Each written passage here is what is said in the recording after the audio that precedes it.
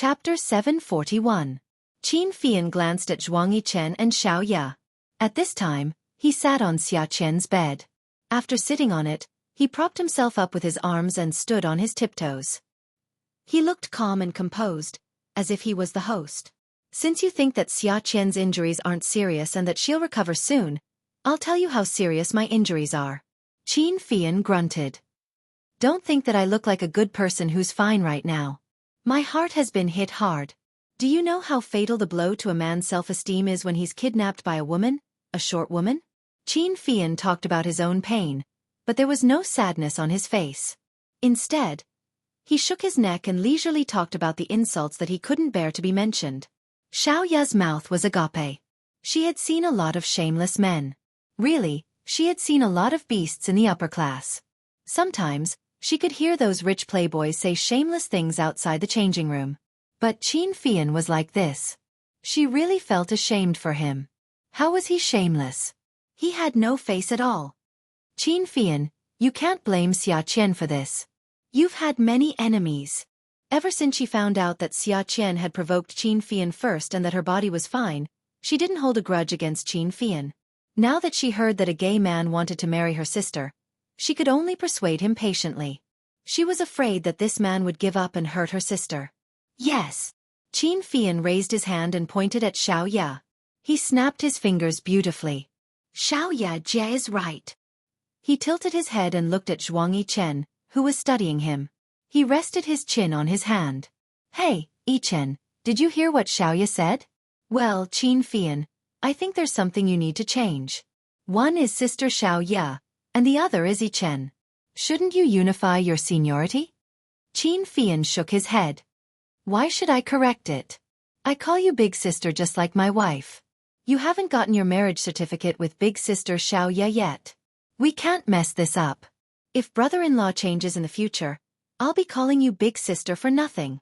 After saying that, he looked at Xiao Ya and said, Right? Sis?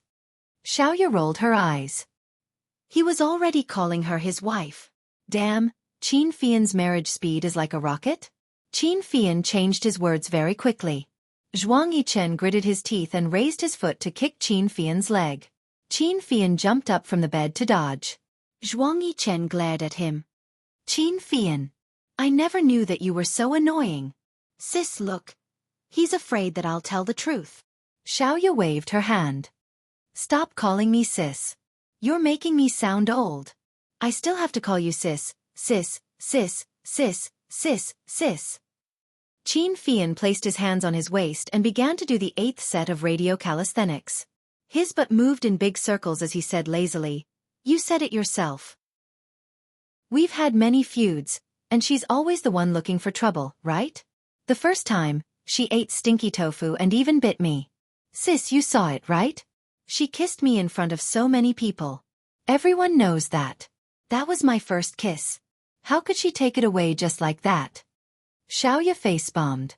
Zhuang Yichen simply sat down and flipped through the magazine. Don't talk about integrity with a young master who says that he's gay every day. He doesn't have it at all. If he did, he definitely wouldn't let anyone know that he's gay. The second time at the swimming pool, she took off my pants. You all know about it, right? Other than when I was young and couldn't take care of myself, my pants have never been taken off by anyone in my life. Tell me, who's the one responsible? This time, she kidnapped me again. Not only did she hurt my pride, but she also left a serious psychological shadow in me. This shadow might stay with me for the rest of my life. Go and take a look at that room. She bought a bunch of things on the table. She bought some tools to torture me. If you saw it, wouldn't you criticize her cruelty and sympathize with me? She should be despised by the whole world. You said that a man like me was tied up by her and was completely naked. She even touched me all over my body. Qin Fian then remembered that Xia Qian had also touched him there. His face turned red, and he coughed. He quickly said, Anyway, she committed a heinous crime. If she doesn't want to take responsibility for me, I won't let it go. Xiao Ya nudged Zhuang Yichen. Yichen, say something. You'll pay for it. Okay, you. Let young Master Qin name a price. Zhuang Yichen didn't even raise his head. Qin Fian stopped exercising and frowned. Can money make up for the damage that Xiaqian has done to me? Do you think that my mental health isn't important? Xiaoya saw that Zhuang Yichen didn't care and was a little anxious. You still want to take revenge on Qian Qian? Qin Fian, let me tell you, there's no way you're planning to do that.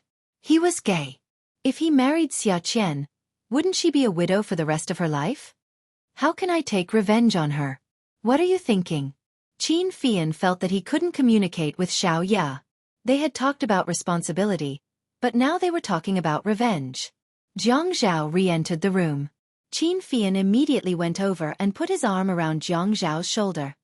Brother, if you help me marry Xiaqian, I'll let Xiaqian give birth to a grandson of the Qin family. You don't have to bring your baby over. What do you think? What are you doing? Jiang Zhao laughed. Since when did you like Xiaqian? Qin Fian leaned his arm on Jiang Zhao and said, Xiaqian and I are engaged. Do you remember when I was kidnapped? This watch of mine was stolen by Bing Dan and given to me. After saying this, he looked at Xiaoya unhappily. Now Xiaoya doesn't want to marry Xiaqian to me. She wants to break off the engagement. I don't think that's right. Engagement? Engagement? Everyone's jaws almost dropped. Qin Fian nodded. Yeah, but she doesn't remember it now. Even if I tell her, she won't believe me. So she might as well marry me. It's fine as long as I remember it. Zhuang Yichen sneered. Melodramatic. Xiaoya agreed. Melodramatic. Jiang Zhao nodded. A big pot of melodramatic. Qin Fian told Xiaoya a lot about what happened back then, but Xiaoya didn't believe him. But Jiang Zhao believed him. Zhuang Yichen also slowly raised his head and believed him more and more. Qin Fian's reputation as a homosexual had long been known. He always did things his own way. If he wanted to mess with Xiaqian, there were a million ways. Why did he have to do this? Qin Fian was a businessman. He wouldn't sacrifice his whole life for a moment of anger. At this moment, the door of the ward was pushed open. Qin Rongfang rushed in with the butler, Uncle Wu. When Qin Fian saw his grandfather, he immediately went over to support him. Grandfather, what brings you here? Qin Rongfang couldn't be bothered with him. He only looked at the girl on the bed. She was all red. Is this the person you wanted to propose to? Grandfather, you have to make a decision for me.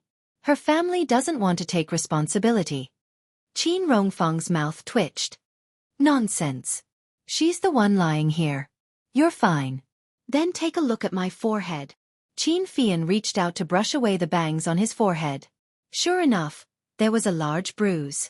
The blood clot on it had already formed a scab. It was covered during the day, so it couldn't be seen. Grandfather, I have a marriage contract with her. When I was in exile, she said that she wanted me to marry her. She can't deny this, right? Xiaoya saw Qin Rongfang and her attitude was much better. Grandfather Qin, this is ridiculous. You can't believe it. Qin Fian whispered in Qin Rongfang's ear. It's up to you whether you want a great-grandchild or not. Anyway, I don't want anyone except Xiaqian. Qin Rongfang was stunned, and then he was ecstatic. The next day, when Xiaqian woke up, the first thing she saw was Qin Fian. Qin Fian pushed the glasses on the bridge of his nose. He grinned at Xiaqian.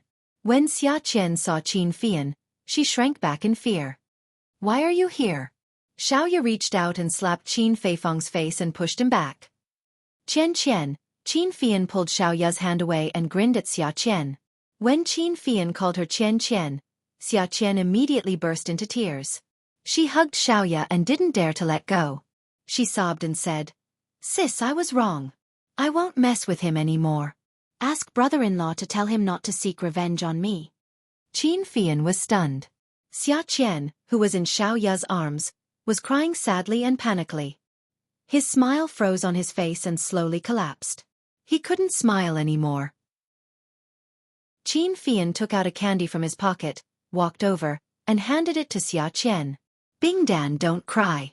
Have a candy and you'll be happy. It's my fault. Look, it's orange petal. Orange flavored. Xiaqian looked at Qin Fian blankly. Who's called Bing Dan? Only a country bumpkin would have such an old-fashioned name. She looked at the candy handed over and despised it. Oh my God, how old-fashioned are you? This packaging is really lousy. One look and I can tell it's cheap. Qin Fian's heart ached.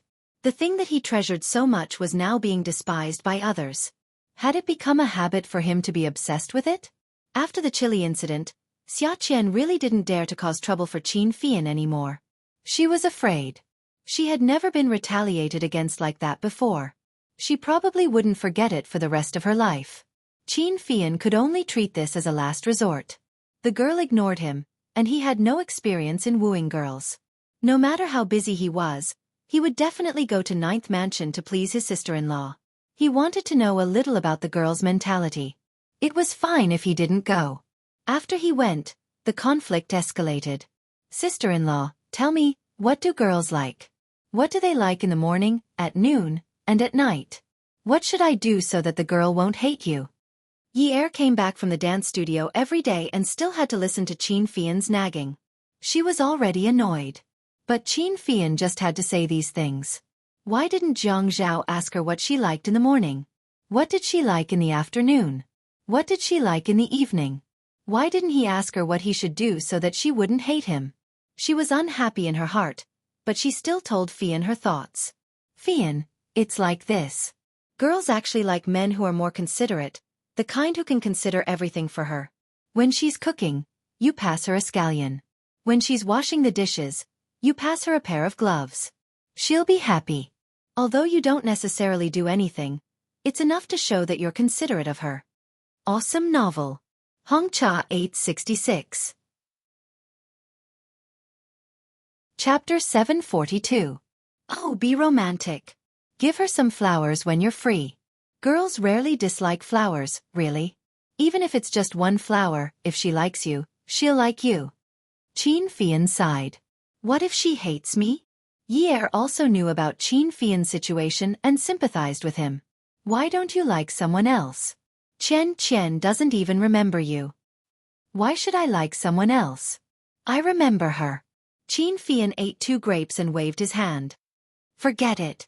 I'll just attract her attention anyway. As soon as Qin Fian left, Yi Er came looking for trouble with Zhang Zhao. Why don't you give me flowers? Give me one every day. Aren't there flowers in the vase every day? Isn't it troublesome to buy more? 3 or 4 pillows flew at him. Qin Fian's pursuit of girls was still at the most primitive stage. If he couldn't get her, he would scratch the wall anxiously. Xia Qian hated him and was afraid of him. She just ignored him. Sending her flowers, treating her to a meal, and giving her gifts were all useless. At night, Qin Fian went to look for Qin Rongfang again and threw a tantrum. When are you going to marry my wife? Qin Rongfang was no longer in a hurry. When he first found out that his grandson liked women, he was so angry that he almost turned into fireworks and shot into the sky. But now that he saw his grandson anxious like an ant on a hot pan every day, Qin Rongfang felt better. He felt like he was taking revenge. You can be anxious all you want, but I'm not anxious. Qin Rongfang drew his mountains and rivers, forests and birds, dipping his brush in ink and sprinkling colors. It was his style of handling things calmly. Grandpa, you don't want to have a great-grandson, do you? Qin Rongfang replied. I don't want to. With Zhao Zhao and Yi Er's child, I don't have to worry. Zhao Zhao's child will definitely be smart and cute. Look at how he and Yi Er are so good-looking.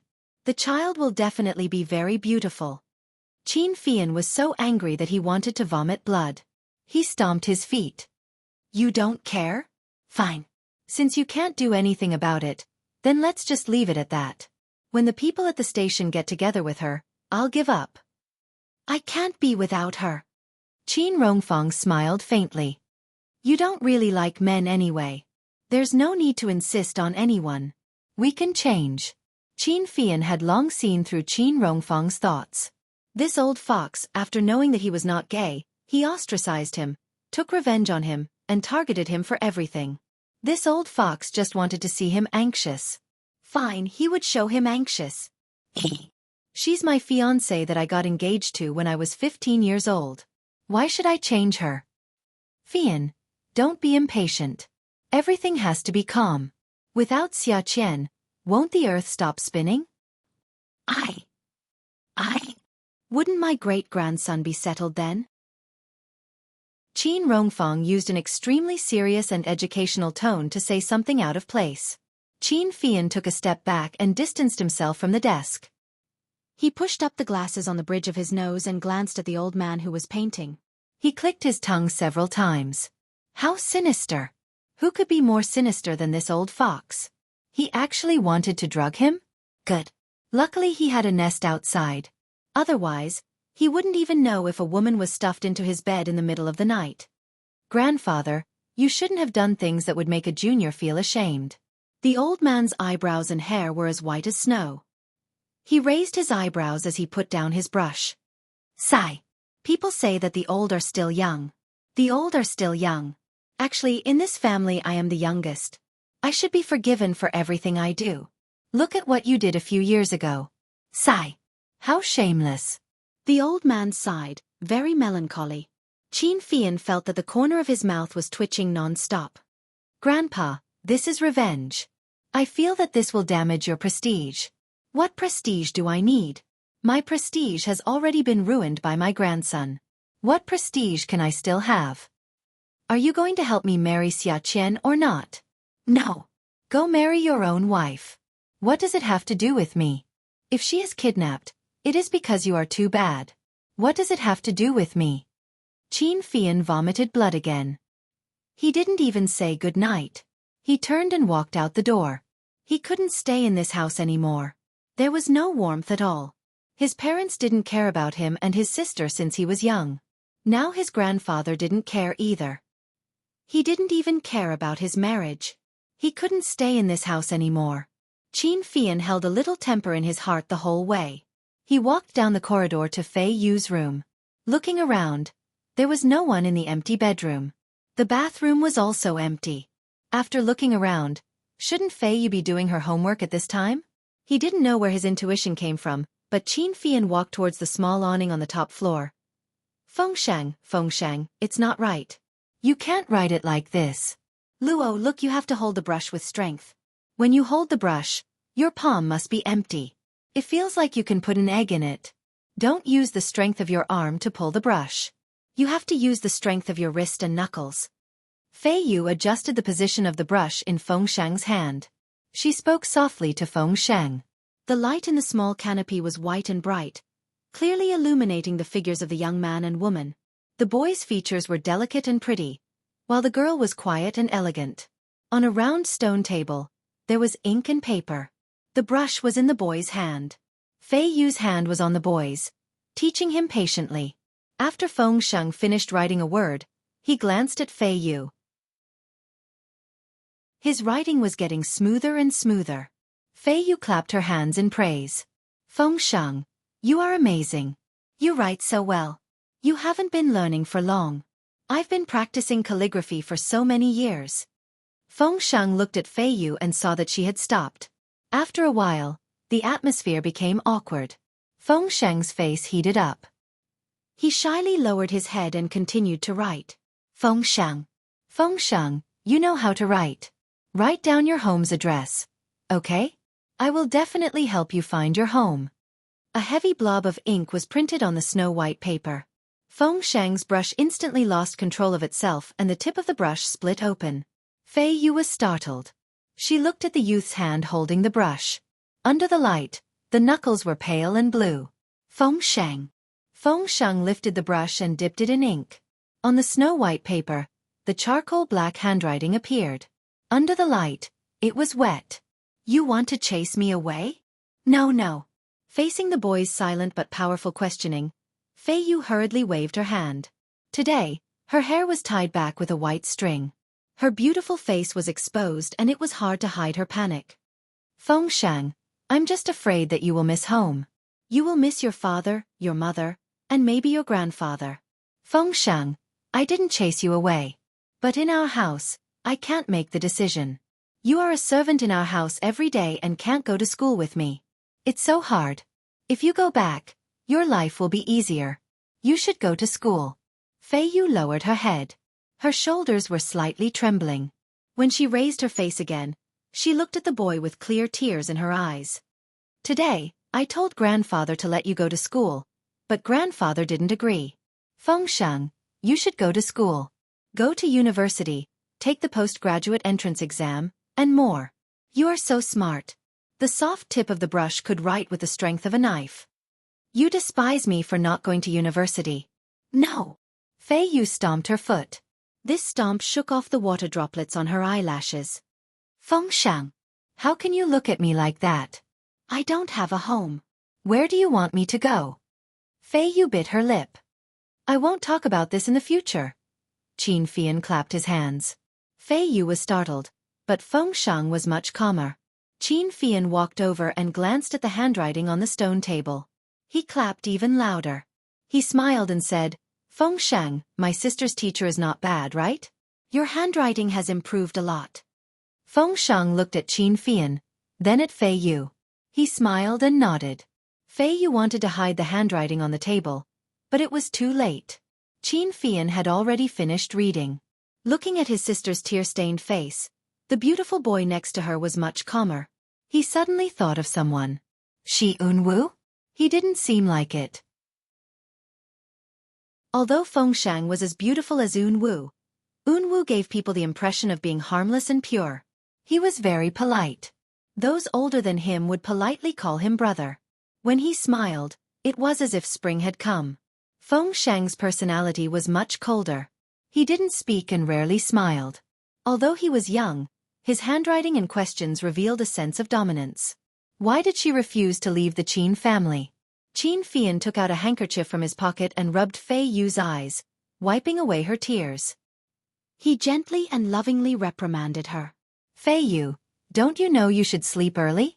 Grandpa even said to set the rules for you in the next few years, so that when you marry into the Pei family, you won't mess around and be hard to control. How can being someone else's daughter-in-law be as comfortable as being Miss? Fei Yu glanced at Fengshan, then turned to glare at Qin Fian. Brother! She was so anxious that her face turned red.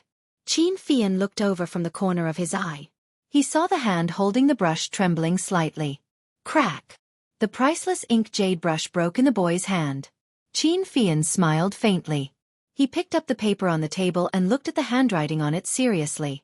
His silly sister. Did she think that she was a good teacher? She didn't know how deep her foundation was. Qin Fian thought about the things in his grandfather's study. Nowadays, very few young people learned calligraphy, but many of them learned piano. But it was inevitable that some parents would choose interest classes for their children. That was one possibility. Another possibility was that it was someone like Grandpa. He forced the children in the family to learn. They had to learn. He was still holding Fengshan's handwriting in his hand. Fengshan's control of his strokes was really good. From a weak start to a strong finish, each row of words changed little by little, progressing step by step without the slightest bit of impatience. This Fengshan in front of him had been in the Qin family for many days. At such a young age, he never complained. Other than not speaking, there was almost no flaw to be found. At Xinwu 799. Chapter 743. But the doctor said that there was nothing wrong with his vocal cords. The reason he couldn't speak was probably due to psychological trauma. Qin Fian's eyes landed steadily on Fengshan. He sized him up and finally looked into his eyes. When Qin Fian's gaze landed on Fengshan, he didn't avoid Qin Fian's scrutinizing gaze. After a moment, he lowered his head, pretending to be afraid. But he didn't relax his grip on the ink jade pen. The weather was a little cold now, but these two people actually had the leisure to come to the top floor of Fei Yu's residence to write. Really? Qin Fian blew at the ink on the paper in his hand and said lightly, Fengshan, you're still young. You should go to school. I've found a school for you. Fengshan raised his head and looked at Qin Fian blankly. It's in Jiang District, an elite school. Don't worry, the Jiang family and our family are in-laws. When you go to school in Jiang District, you will be well taken care of. Fei Yu was stunned. Jiang District. She looked at Fengshan again. Fengshan's lips were trembling a little. The hand that was holding the ink jade brush was also trembling a little. Fian pulled Qin Fian's wrist. Brother, why do we have to go to Jiangzhou to study?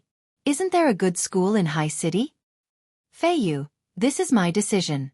You know that you can't make decisions in this family, so since some things have already been decided, then let it be. You don't have to object. Your task now is to study, then go to university and marry into the Pei family in a few years. You don't have to worry about anything else. Qin Fian looked at the young men and women standing in front of him with ugly expressions, then turned his gaze back to Fei Yu. He crumpled the paper in his hand into a ball and threw it into the wastebasket beside the stone table. He patted Fei Yu's head. Xiao Yu, when you have time, read more books related to exams. Although grades are not important to us, you know that Grandpa is very vain in this aspect. He is also old, so you should work harder to make him happy. You are outstanding in everything. When you marry into the Pei family in the future, Grandpa will laugh especially heartily when he praises you. You also know that the Pei family is well matched with us, and Grandpa does not want to lose out in this aspect. Fei Yu said in a low voice, "Why do we have to be well matched? Isn't the sister-in-law you keep saying that you want to marry someone with no family background and no background?" The conversation naturally ended on a sour note. The matter ended with Fei Yu dragging Feng Shang to bandage the wound on her hand. Qin Fian took off his spectacles and reached out to pinch the bridge of his nose. This little girl. It seemed that it would be a little difficult to send Feng Shang out of the family. Fei Yu wasn't someone who was so insistent on everything, but for some things, once there were signs, shouldn't they be put out? If things continued like this, what if something happened? Qin Fian looked at his watch. The surface of the crack was still very clear, but what could he do? That was his sister's doing. He could only endure it. Fortunately, he could still force himself to look at the time. At this time, she should be riding her bicycle. His cheeks puffed out and he let out a breath. He straightened the collar of his jacket. Now, he liked to change into casual clothes immediately after work.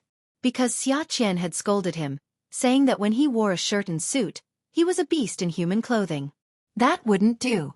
She was always so dissatisfied with him, always scolding him. Her impression of him would only worsen. Yesterday he had failed. Today, he continued to stride forward with high morale and began a new round of chasing girls.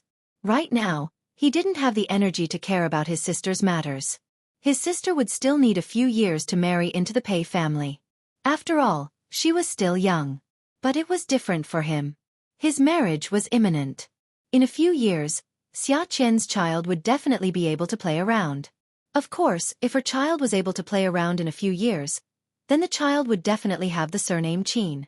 Qin Fian went downstairs happily. He walked through the corridor and went to get his car. He really couldn't think of any other methods that he hadn't used on Xia Qian. When this woman saw him, it was as if she had seen the plague. She ran away immediately. He couldn't let her run away today. The advertisement in the car slowly stopped. Then it was the talk show. Welcome back. Let's continue the topic we talked about today. What's wrong with women these days? The atmosphere of the show was quite cheerful. The host used a more humorous way to narrate. The man said, "Let's continue the topic we talked about just now. Just now, we were talking about the weird things in women's brains. I don't know what women these days think. If you're handsome, she says you don't feel safe. If you're ugly, she says you'll lose face if she brings you out." The female host retorted, "Aren't you men the same? If you find a beautiful wife, you're always worried about whether she's having an affair.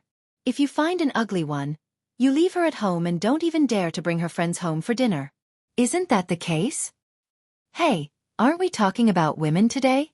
Men and women depend on each other." Haha, yes. Let me tell you a story. I heard from a friend that he had a girlfriend. In less than a month, they broke up. In the beginning, the two of them got along quite well. They also had chemistry. Then why did they break up? He said that on the last day of their breakup, after they had a candlelit dinner, he held the girl's face and looked at her with deep affection.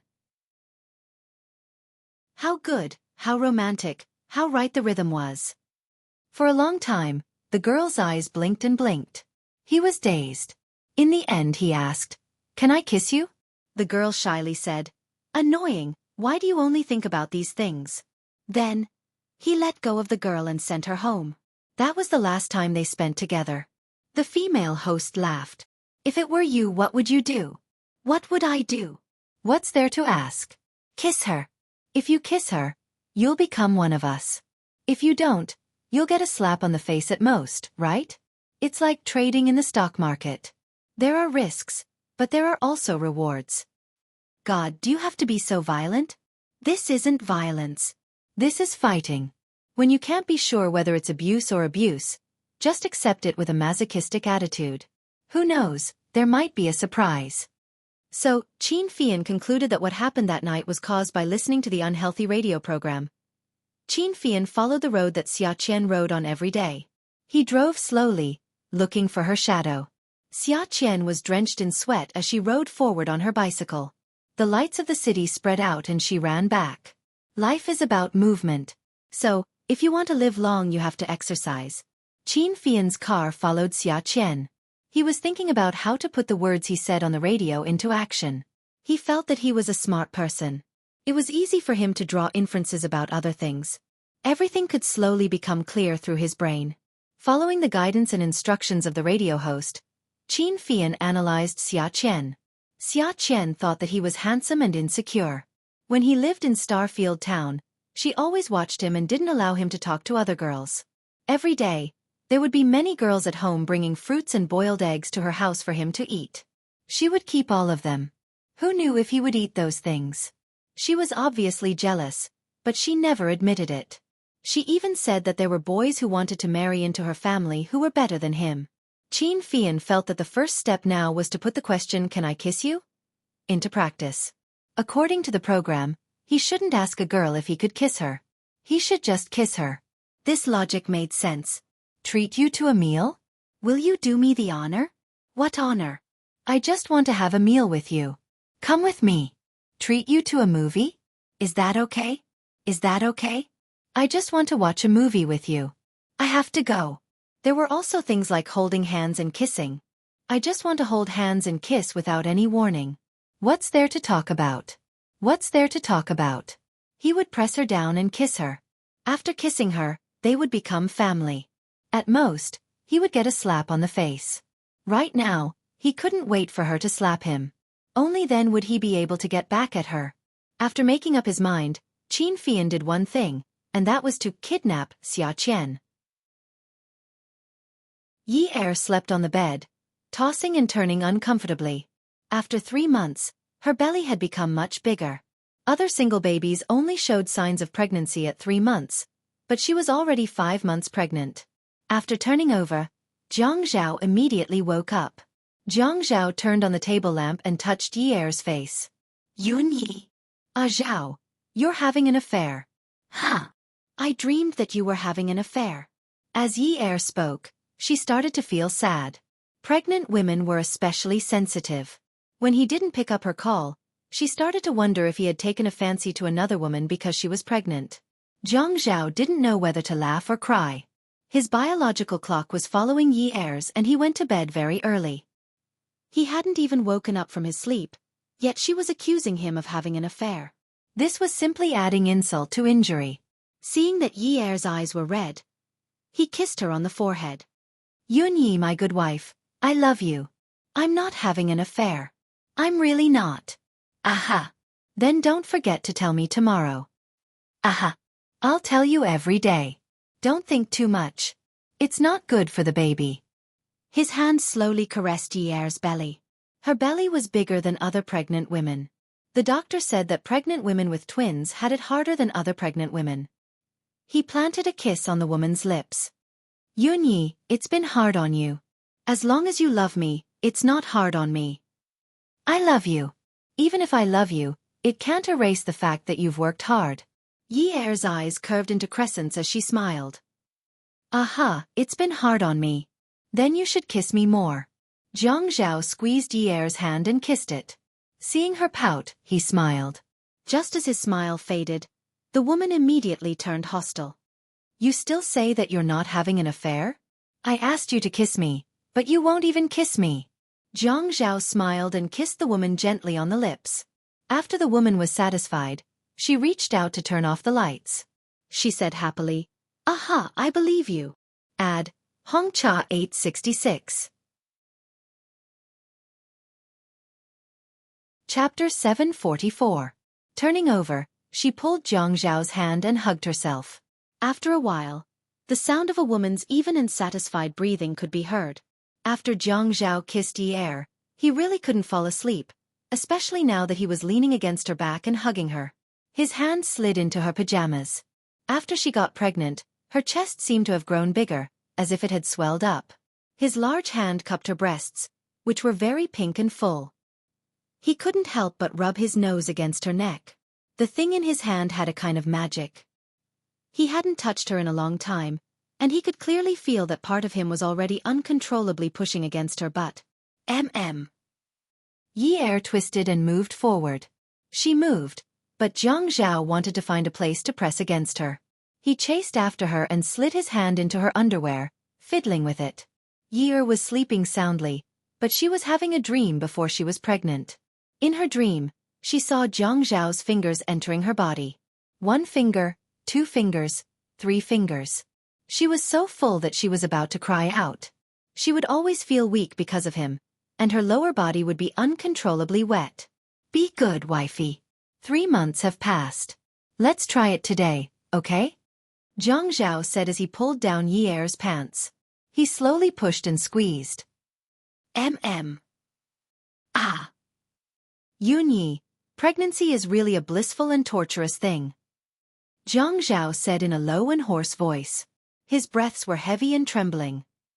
He held her breasts, not daring to go too deep or too fast. He tossed and turned until he was completely drenched. Ah Zhao, I want. Xia Qian's car was thrown into the trunk by Qin Fian. He threw her into the car and threatened, Xia Qian, don't move. Otherwise, be careful. Xia Qian really didn't dare. She obediently sat in the back seat and watched Qin Fian's changes without blinking. When the traffic light turned green, she wanted to open the car door and jump out, but the central control had already locked the door. I knew you wouldn't be honest, so I locked the car door. What do you want? I don't want to do anything. Let's go eat and watch a movie. Right, I want to have a candlelight dinner with you. It's very romantic. You'll definitely like it. Xia Qian's heart twitched. Who would tell her to face a homosexual? How was she supposed to deal with such a strange change? Especially when he sat in the back, he could see him occasionally turn his head and smile. This smile was beautiful, but it was too scary because he had never smiled at him like this before. Xia Qian was increasingly suspicious of Qin Fian's purpose. Confession of Xia Qian. God, everyone says that I'm an idiot. Please give me some pointers. How can I destroy a man like Qin Fian? Why did he ask me to go instead of having dinner and watching a movie with his boyfriend? Did he get some voodoo from Miaojiang and put it in my food? I haven't cured my terminal illness yet. What should I do if he gets another voodoo? What kind of voodoo does he want to put in me? Will he control me and make me commit murder and arson? I don't eat. How can that be? You have to eat. Qin Fian deeply understood the words on the radio. No matter what you do, you don't have to ask for a woman's opinion. If you do it by force, you'll just be slapped in the face or two. A romantic candlelight dinner. No, to be exact, it was a candlelight supper. Qin Fian booked the entire second floor of the Western restaurant. He took Xia Qian's hand and went upstairs. Then he put his arm around her shoulder. The waiters all knew Qin Fian. He was a handsome man in high city. At this time, a homosexual came to the restaurant with a woman in his arms. It was big news. Without asking for Xia Qian's opinion, Qin Fian ordered the food. The waiters lit the candles according to Qin Fian's request. The candlelight on the candlestick flickered and the flames danced. Their skin started to turn orange-red. The flames in their eyes danced. Qin Fian stared at Xia Qian's eyes. Actually, it was different. Bing Dan-er's eyes were different from Xia Qian's. The light in her eyes was different. Bing Dan-er was smart, while Xia Qian was a little silly. Xiaoya said that after Xia Qian woke up, her reaction was always half a beat slower than others. Therefore, her grades were not very good. In fact, it was Zhuang Yichen who helped her get into the media college. Xia Qian did not get in at all. Because she was not smart enough and did not study well, the teachers did not pay much attention to her. She also had fewer friends. Therefore, when she had Yi Er as a friend, Xia Qian almost wanted to be friends with Yi Er. Xiaoya said that no one wanted her to remember the past. She also hoped that he would not mention it. Qin Fian was very conflicted. In the end, he chose not to talk to Xiaoqian about the past. If he reminded her of her parents' death, even if she remembered him, she would still be in pain. His eyes were a little sore. Qin Fian forced himself not to be so sad. He pushed up the glasses on the bridge of his nose. He pushed up his glasses and poured some red wine for Xiaoqian. Xiaoqian was afraid of Qin Fian for a while. After a while, she would be stupid again. How could she drink the food when she knew it was poisoned? She would not fall for his trick. Qin Fian, let me tell you, don't forget. Have you forgotten? Have you forgotten that you were raped by me? I'm very fierce. I'm very powerful. When Qin Fian heard Xiaoqian's words, he remembered his favorite saying in the past. We love very rich. Not many families in Starfield Town are as rich as us. He could not help but smile. He raised his glass and took a sip. Yes, I remember. I won't forget. You were the only one who raped me before. Then how dare you provoke me? I didn't provoke you. I want you to marry me. Xiaoqian was speechless. Could this man not say anything else? Did he think that she would be interested in him just because he was good-looking, even if he was gay? Was she that kind of person? How could she be that kind of person? She was just good-looking and had a good figure. She could play with that place. Wah! It was huge. Forget it. She did not want to think about it anymore. Her nose was burning. She felt that she was close to death again. She said contemptuously, Were you dumped by your boyfriend? Qin Fian cut the steak seriously. He cut it into small cubes. After cutting a whole piece, he stood up and placed the portion in front of Xiaoqian in front of him. He sat down in front of Xiaoqian and continued cutting. I don't have a boyfriend. Xiaoqian shook her head in disbelief. Don't be like this. Although I'm also a media person, I'm not a reporter. I won't expose you. Qin Fian used to think that it was good to tell others that he was gay. The women in the company wouldn't crawl into his arms, and the daughters of rich families wouldn't hug his neck and kiss him hard at the cocktail party. He had promised Bing Dan that he would never kiss a woman other than his wife. This was fate. His lips had only kissed Xiaoqian, so Xiaoqian had to be his wife. But now it was troublesome. No one believed that he really wanted to pursue her. She didn't remember the past. It didn't matter if she didn't remember. He had to marry her. The two of them chatted as they ate. In the end, Qin Fian walked up to Xiaoqian, pulled her up, and said on the radio with a loving look. Qin Fian thought that his gaze must be affectionate because his Bing Dan, had grown up. He reached out and pinched Xiaoqian's chin, pulling her in front of him. Xiaoqian was shocked, especially by the way Qin Fian looked at her. Why was it so strange? Did he think that she was his boyfriend? Did he really get dumped by his boyfriend? Qin Fian saw that Xiaoqian couldn't get into the situation at all and was a little annoyed. He pinched her chin and said domineeringly, Xiaoqian, close your eyes. I'm going to kiss you. Qin Fian felt that this was the right rhythm. He didn't need to ask if she was willing. Just say that he wanted to kiss her. As they kissed, she would become one of them. When Xiaoqian's lips were sealed by Qin Fian, she was dumbfounded. She pushed Qin Fian away and said disdainfully, Why are your kissing skills so bad? It was like being bitten by a dog. She must have never read a romance novel, right? Qin Fian didn't blush and his heart didn't skip a beat. If you're good at kissing, then kiss me. At this moment, Qin Fian's IQ had dropped. He actually gave such an order. It was really meaningless. Xiaoqian naturally ignored him. It was okay if she ignored him. Qin Fian was thick-skinned now. If she didn't kiss him, he could still kiss her. Anyway, she didn't slap him. Maybe she would become one of them soon. Xiaoqian trained every day. However, compared to Qin Fian, who also trained every day, her strength was not just a little bit weaker. There wasn't even a waiter in the Western restaurant on the second floor. According to Qin Fian's request, all the lights were turned off. There was only a candlestick on their table. There were 3 candles on the candlestick. The candles burned with tears, and the rhythm of the flames was unclear. The rhythm was unclear, and the light was unclear. Xiaoqian was pressed down on the sofa by Qin Fian. Qin Fian, how dare you press down on me? kiss you, press down on you, marry you. After the announcement, they continued to kiss. Men should have an innate ability to explore women. For example, how to quickly change from inexperience to familiarity. Xiaoqian thought that Qin Fian was biting her like a dog at the beginning. But at this time, the man already knew how to play with his tongue. Qin Fian himself was surprised to find that kissing could be changed. He actually put his tongue into her mouth, stirred it, and sucked it for a moment. This process slowly and deeply became more and more interesting. It was really amazing. Qin Fian was touched by his own intelligence. So, he explored the kissing for a long time. During this process, Xiaoqian tried to bite him several times, but he escaped. Xiaoqian was very disobedient. She was a person who had read countless novels. How could she be pressed down on by someone else? But this man didn't even give her a chance to speak. Qin Fian's intelligence had not only increased in kissing, but also in other aspects, such as touching. This was his nature. After a man hugged a woman and kissed her, he wanted to touch her everywhere. The first place he wanted to touch would be her waist or butt. The most he wanted to touch would be her chest. Welfare, Song Shu 566.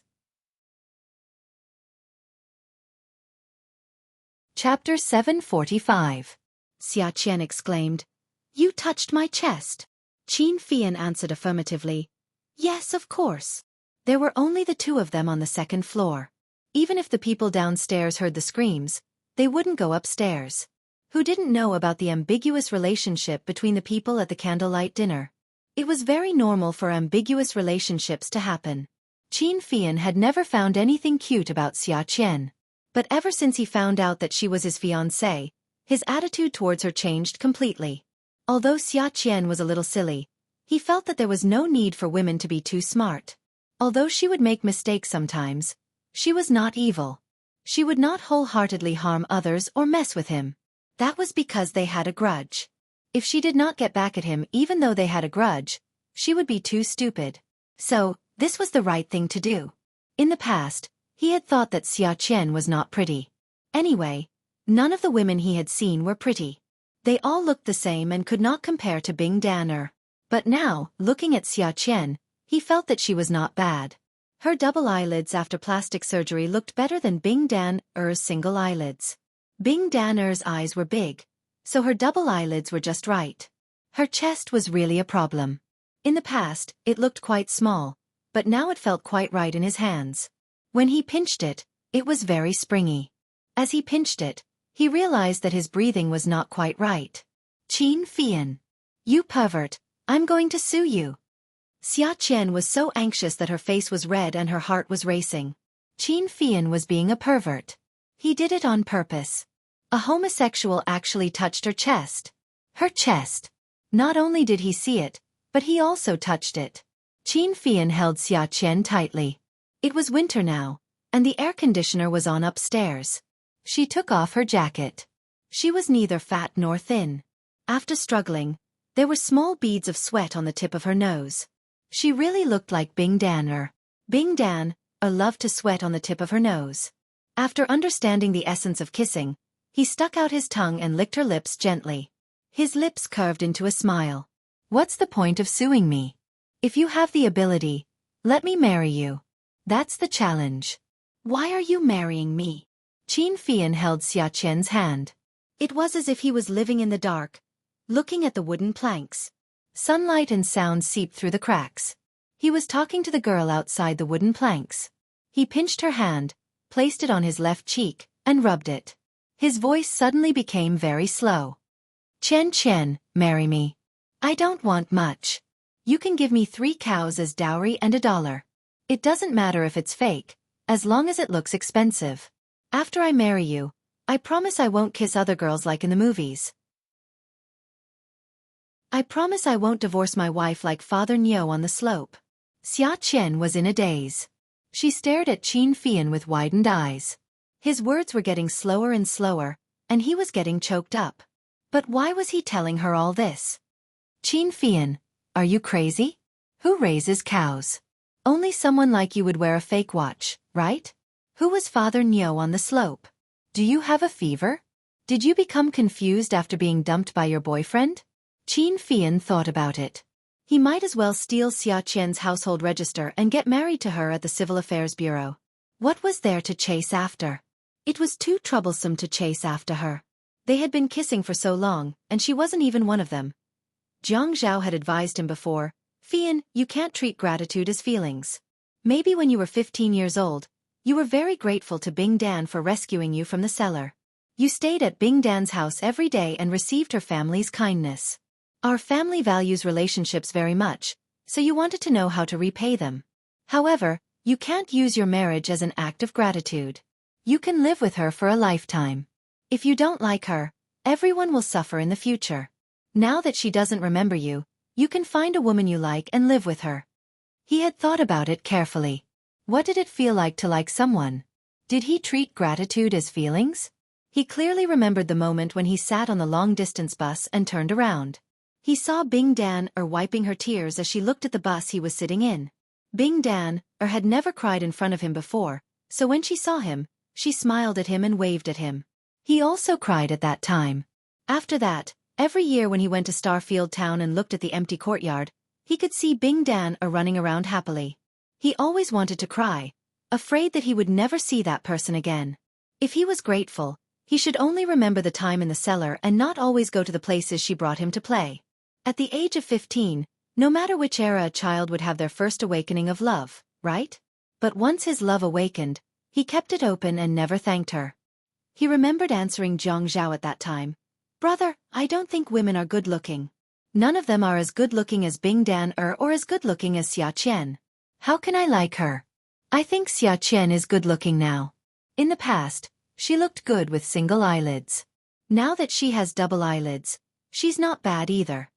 Jiang Zhao was speechless. You're marrying her because you promised to marry her.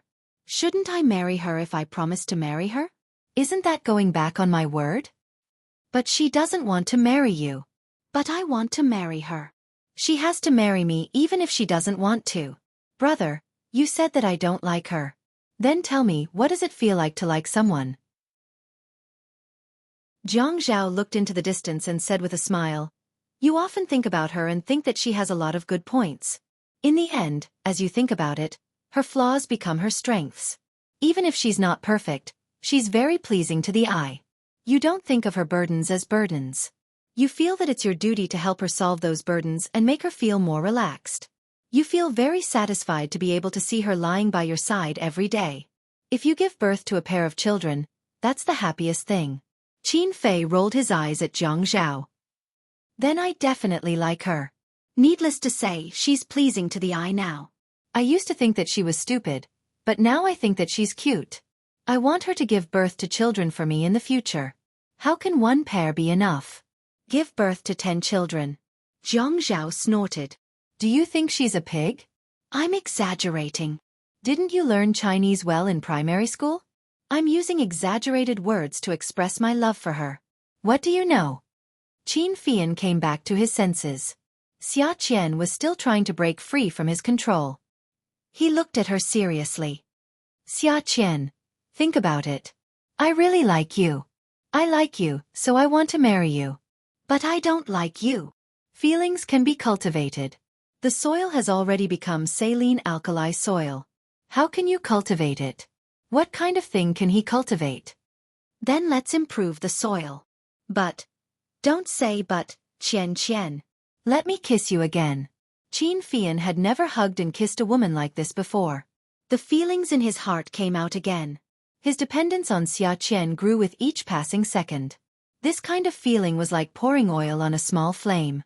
With a bang, the flame was pulled up high. When his mouth was dry, he pulled Xia Qian's clothes. Xia Qian glared at Qin Fian fiercely. Don't you dare touch me again. Don't you dare touch me again. As she spoke, she stuttered. In the end, she said, If you touch me again, I'll sleep with you. As soon as she said it, Xia Qian regretted it. Qin Fian was not the Qin Fian from before. Her words would not scare him at all. Qin Fian was speechless. Yes, sleep with her. If he slept with her, she would become one of his people. He suddenly realized that Xia Qian needed to be provoked. She hated him, so she wanted to go against him. In the past, he hated being touched by women, so she wanted to touch him. Qin Fian propped himself up and quickly left Xia Qian's body. He walked back to his seat and sat down. He straightened his thin pink and purple sweater, picked up the wine glass, and took a sip. He immediately said contemptuously, "You want to sleep with me? Humph. Just by you? Can you afford to sleep with me?" "What?" Xia Qian was angry. "Just by me? Sigh. I realize that I won't torture your body gently anymore. I'll use this method to scare you. Look at how scared you have been recently. Are you scared out of your wits? Although you used to scare me, compared to how I'm scaring you now, what you did to me in the past was child's play." Haha. Qin Fian laughed proudly. It was the kind of arrogance that came after a scheme had succeeded. How could Xia Qian take this kind of provocation? She had been played by this man from the beginning. He had used this kind of method to scare her. What did he mean? Had she lost? Well, this homosexual was indeed insidious. Qin Fian observed Xia Qian's eyes. They kept rolling, and he didn't know what she was thinking. However, she didn't seem to be afraid of him now. He had a feeling that he wanted to go all out with her. That was good. She was not afraid of him. "Xia Qian, I'm warning you. I can only play with you like this. But between us, I'm definitely the one playing with you. When I kissed you just now, you must have thought that I would sleep with you, right? Haha, how could that be? You're not even as good-looking as my boyfriend. God, forget it. I can't bear to hurt you." Qin Fian finished this mouthful of wine and unilaterally ended this candlelight supper. Xia Qian recalled that during this period, she had been avoiding Qin Fian's pursuit like a cat. She was scared to death, but this guy was having fun. He said that he would not torture her body gently anymore and used this kind of method to scare her. This despicable guy. When Qin Fian came down the stairs, he clearly heard Xia Qian's roar. "Qin Fian, I won't let you off." The man leisurely walked away, humming a song, and took Xia Qian's bicycle with him. Xia Qian's belongings were robbed. She beat her chest and stomped her feet in the parking lot. She swore that she would destroy Qin Fian, that homosexual. Qin Fian returned to his residence and called Jiang Zhao. Jiang Zhao had just finished showering and came out of the bathroom. After getting into bed, he didn't dare to hug Yi anymore, fearing that he would want to do it again. His work phone vibrated on the table, making a woo-woo sound. He quickly got out of bed and went to the opposite room with the phone. The number on the phone was Qin Fian. "What are you doing? Calling my work number in the middle of the night?" Awesome novel, Hongcha 866. Chapter 746. Your private number is turned off. What else can I call other than your work number? You know that my phone is turned off, yet you're still calling. Is there something that can't be said tomorrow? No. Just spit it out. Qin Fian hesitated for a moment and finally decided to ask his senior. "Brother, let me ask you. How can a girl take the initiative to sleep with you? You want Xia Qian to sleep with you? Fian, is there something wrong with your brain? Aren't you being too hasty? Tell me about it." Qin Fian felt that asking Jiang Zhao about this was more reliable than asking Zhuang Yichen. After all, Jiang Zhao was his blood-related brother, so the element of embarrassment was much less. Jiang Zhao suddenly remembered that there was a time when he had a conflict with Yi Er. He drugged Yi Er, and Yi Er later. Of course, he couldn't tell Qin Fian the truth. He could only pretend to be deep in thought before discussing. "Why don't you seduce her? You look good anyway." "This won't work," Jiang Zhao said hypocritically. "Then why don't you drug her and make her pounce on you? But this method might not be effective, and it's a little immoral, right? Brother, I think it's too immoral. The way she's treating me now is the most immoral." Qin Fian's goal was to make Xia Qian one of his own. How could it be immoral? After Jiang Zhao hung up the phone, he thought about how immoral he was to Xia Qian Kai for coming up with such an idea. Xia Qian suddenly bumped into a telephone pole. After a nosebleed, she collapsed again. Leukemia. Sometimes, it wasn't her imagination that ran wild. Her body had always been weak. Her classmates who stayed in the dormitory every day and didn't exercise had better resistance than her. So when there was something wrong with her body, she would start to think about it. She thought about how Qin Fian actually looked down on her. What did he mean by "you? Can you afford to sleep with me?" It wasn't Shang Dynasty. Who did Qin Fian think he was? Why couldn't she sleep with him? Looking up at the street lamp, he reached into his pocket and took out a small packet of tissue paper. He took out a piece and used it to wipe the blood from his nose before plugging his nostrils. Xiaofan immediately set a goal for herself, and that was to sleep with someone she couldn't afford to sleep with before she died. Winter was very warm in the minds of the busy young people. It was getting warmer and warmer day by day. Qin Rongfeng listened to the servants report about how his grandson was chasing after a lady every day, and he gloated. He could finally breathe a sigh of relief. This grandson of his had tortured him for so many years, and he had finally met his nemesis who could avenge him. How delightful! Looking at the wedding invitation from the Pei family on the table, Qin Fian thought that next year, he would be able to send his grandson red and gold wedding invitation everywhere. He was so happy that flowers were blooming everywhere. He called his family members separately and finally called Qin Fian. Fian, arrange work properly. Our family is going to G City. The Pei family is holding a wedding this time, so we have to go there early. Okay, I got it. Will you bring Fei Yu there? Of course she has to go. It's something that our adults have decided, so it's good for her to go take a look. Then I'll go pick her up from school and help her apply for leave. Okay. Qin Fian hung up the phone. After hanging up the phone, the problem he was thinking about was not how to arrange the time, but that they were going to G City, and Xia Qian was still not one of them. And what made Qin Fian even more worried was that Fei Yu was still fine after school in the afternoon, but when it was time to sleep at night, she began to hold her stomach and scream. She was in so much pain that her whole body was sweating, and her clothes were soaked through. Qin Rongfeng was so anxious that he scolded everyone he saw. Fei Yu's face was covered in sweat as if she had been splashed with water. Her face was covered with hair. She curled up into a ball, holding her stomach, and her head had already touched her bent knees. Ah! It hurts. Xiao Yu, tell your brother, what did you eat today? The moment Qin Fian touched Fei Yu, she rolled to the other side of the bed. It hurts, it hurts. Fei Yu screamed, crying as she screamed. The family doctor came over. Chinese medicine doctors wanted to take her pulse.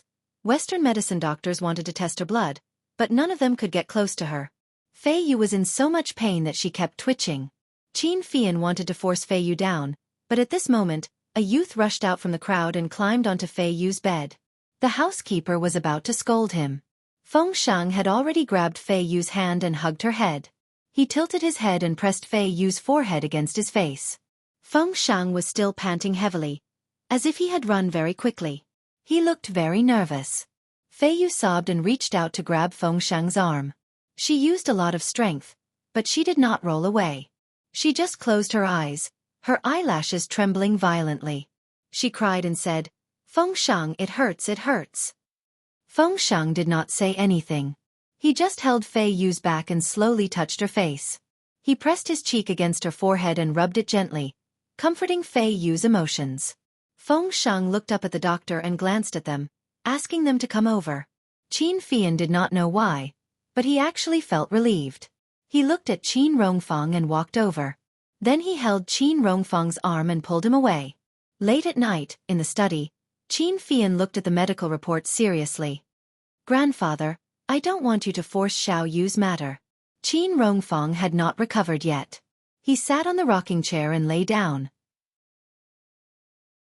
He refused to open his eyes, because once he opened them, they would be filled with heartache. She's still young. She doesn't know anything. Doesn't know anything? Grandfather, Fei Yu knows everything. She took poison to resist and doesn't want to go to G City with you. Qin Fian looked at his grandfather. His eyebrows and hair were all white. Grandfather had his own pride. Fei Yu's marriage had been forced. If he was not gay, Grandfather probably would not have wanted to use Fei Yu for the marriage. But now that both the Pei and Qin families had agreed, what else could he do? Would the Qin family propose to break off the marriage? Even if the Pei family wanted to save face, they would not agree. But Fei Yu was so young. This time she said she was going to G City to see her future in-laws. She actually took poison and wanted to use the excuse that she was not feeling well to achieve her purpose of not going to G City. If they pushed too far, what would happen in the future? Qin Rongfeng closed his eyes. After what happened tonight, His heart was in pain. His precious granddaughter actually took poison to resist him. If it was not because of Feng Shang, how could they end up like this? Grandpa was like an executioner, and his granddaughter was like a poor girl. How could the Qin family end up like this? His pair of withered old hands were trembling on the armrest of the chair. Fei Yan, send Feng Shang away. Send him to Jiangzhou to go to school. After a long time, he will be fine. Let Xiao Yu know that Feng Shang has a good place to stay. She will not miss him. After a long time, she will forget how Feng Shang grew up. I didn't know that leaving him at home would lead to such a result. Qin Fian had always felt that the Qin family could not be compared to other families. Now that he thought about it, they were all about the same. Between families, there was no one who did not want a strong alliance. It was all because of his selfishness and stubbornness all these years that Fei Yu was pushed into the marriage situation. Grandfather blamed him, but he never used a scolding tone to scold him. Qin Fian's heart was heavy. He came out of the study and went to Fei Yu's room. He stood at the door and looked at his sister lying there quietly with her eyes closed. One hand was on a drip and the other hand was tightly holding Feng Shang's hand. Feng Shang held a towel in his hand and carefully wiped Fei Yu's sweat. Qin Fian's heart ached. Fei Yu was only 17 years old. Would everything be fine after sending Feng Shang away? This night for the Qin family was destined to not be peaceful. The doctor kept his mouth shut and did not dare to say anything. No one dared to say that Fei Yu had taken poison and tortured herself in front of Qin Rongfang. Just as Qin Fian thought, Qin Rongfang was hit hard. He had always felt that Fei Yu was obedient and sensible. Sometimes, he even felt that he loved this granddaughter more because Fei Yu always listened to him. Whatever he said, it was what it was. And Qin Fian had always been rebellious and difficult to control. He always did not let him get what he wanted. So sometimes, Fei Yu could almost satisfy all of Qin Rongfang's vanity as the head of the family. To outsiders, he always claimed that he was a citizen and would not interfere with his children's affairs. But his son and daughter-in-law had gone abroad. It was not that he did not miss them. It was not that he did not feel sad when his daughter and son-in-law divorced. His grandchildren were all outstanding, but after all, their surnames were not Qin. When Jiang Zhao was young, he had wanted to change his surname many times, but he was always stopped by the elders of the Jiang family. It was not that he did not feel regret. He had raised his grandchildren single-handedly. What was the use of his grandson's surname? He was gay and did not want to be controlled. Only Fei Yu had been sensible since she was young. She listened to him. He had even thought of finding a man for Fei Yu. That way, his granddaughter would live under his nose for the rest of her life. He would be satisfied in this life and would not have any other thoughts. But a man who was willing to marry into the family would always feel that something was missing. How could he be worthy of his granddaughter? Fei Yu was so good. He had to find someone from a family of equal status before he would be satisfied, relieved, and feel that they were compatible. He had found a good man for his beloved granddaughter, but now he was forcing his granddaughter to take poison to resist him. Qin Rongfang fell into the rocking chair, unable to get up. 2 streams of tears flowed out of his tightly shut eyes. Qin Rongfang raised his withered arm and placed it over his eyes. His chest rose and fell as he choked out, "Fei Yu, you really hurt Grandpa's heart." Qin Fian went to the 9th mansion. Jiang Zhao let Yi Er sleep alone first and took Qin Fian to the study. He brewed coffee for Qin Fian. Jiang Zhao brewed a cup of tea for himself. The two of them sat around the tea table, facing each other. After Qin Fian finished telling him what had happened that night, the cup in Jiang Zhao's hand slipped and landed on the tea table, splashing water all over him. He asked solemnly, "Why did you only tell me about such a big thing now?" The situation at the time was too unexpected. I didn't have time to rush it. I was already too busy looking for doctors. How could I have time to inform anyone? Later, I had a deep talk with Grandpa. He said that it was so late and told me not to disturb you because sister-in-law was pregnant. Qin Fian felt that other than the bitterness of the coffee, there was no other taste. It was bitter in the past, but he always felt that it was fragrant. Jiang Zhao asked again, "How is Fei Yu's condition now?" Qin Fian's brows twitched. He frowned and complained, "Her stomach was pumped and she's out of danger. She just doesn't want to go to City G. If she doesn't want to go, then so be it. She caused such a big thing. Awesome novel, Hongcha 866.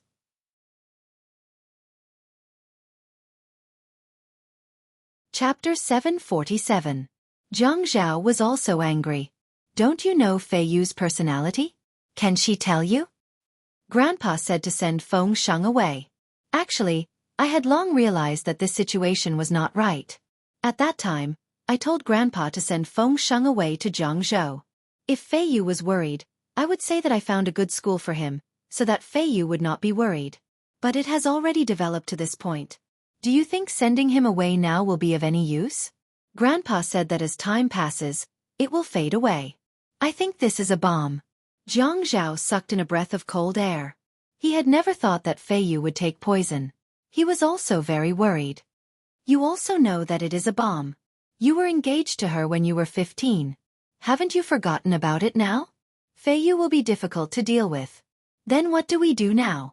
I don't even have the mood to chase my wife anymore. Fei Yu has never been such a bastard in her life. Qin Fian gritted his teeth and held the coffee cup. He could not smell the coffee at all. He felt that his nose was filled with the smell of medicine. When the doctor said that Fei Yu had taken poison, he was stunned. Seeing those tubes inserted into her mouth and seeing her tied up for gastric lavage, he wanted to rush up and slap her. Why couldn't they talk things out? Why did it have to be like this? She did not think that if something happened to her, what would happen to Grandpa? What would happen to him? He only had this one sister. Grandpa was already so old. Qin Fian could only scold Qin Fei Yu again and again. You bastard. It's not that she's a bastard. It's that she finally has flesh and blood, Fei Yu. Brother, what do you think we should do? Grandpa asked our family to go to G City. But with Fei Yu like this, we definitely can't go. If Fei Yu doesn't go, I don't want to go either. I have to stay at home and watch over her. How do we explain to the Pei family? Zhang Zhao thought for a moment. Why don't we bring Fei Yu to my place and separate her from Feng Sheng? Your sister-in-law's belly is so big now. I don't want her to go to G City. If she doesn't go, I won't go. We can take care of Fei Yu. In this way, you and Grandpa will be relieved, right? If Fei Yu could come and live here, with her brother and sister-in-law taking care of her, Qin Fian would naturally be relieved. Are you and sister-in-law really not going? Zhang Zhao nodded. I'm not going. She's prone to chest tightness now. Last night, she said that she wanted to eat egg custard, so she went to the kitchen to make egg custard. In the end, her chest tightened and she couldn't breathe properly. She almost fainted in the kitchen. At that time, I was so scared that my legs went weak. So from today onwards, I've hired Auntie to work full-time, and she lives downstairs. Now that she's going on a long trip, I'm afraid that something will happen to her on the plane. So be it. She's going to give birth in a few months. I'm afraid of the slightest disturbance now. I just want to give birth to the child safely. I don't care about other things. Grandfather told me to get one of the old maids in the house to come over and take care of sister-in-law, but you refused. There's no need for that. I'm used to serving Grandpa's taste. I've changed it so many times and I still can't get used to it. It's easier for us. Your sister-in-law's mouth isn't very picky, so it's easier to get her. All right, then I'll go back and tell Grandfather to send Fei Yu over. Arrange for the old maids to come over too. Then go back early. Grandpa sleeps early. Don't disturb his rest. Qin Fian couldn't drink the coffee. He placed the cup on the tea table and stood up. He smiled bitterly. Sigh, it's fine as long as he can sleep tonight. What's the point of talking about whether he sleeps early or not? Qin Fian drove out of the 9th mansion. He was greeted by a familiar Geely second-hand car. It was so shabby. It looked like he had to buy a car for his wife. It didn't look good, but at least it had to be safer. Driving such a car, with her slow reaction speed, was really worrying. Actually, he should get her a driver. With her brain, she wasn't suited to driving. Xia Qian's car drove into the 9th mansion. Qin Fian originally wanted to go back to the Qin residence, but at this time, he hung up the phone and went back.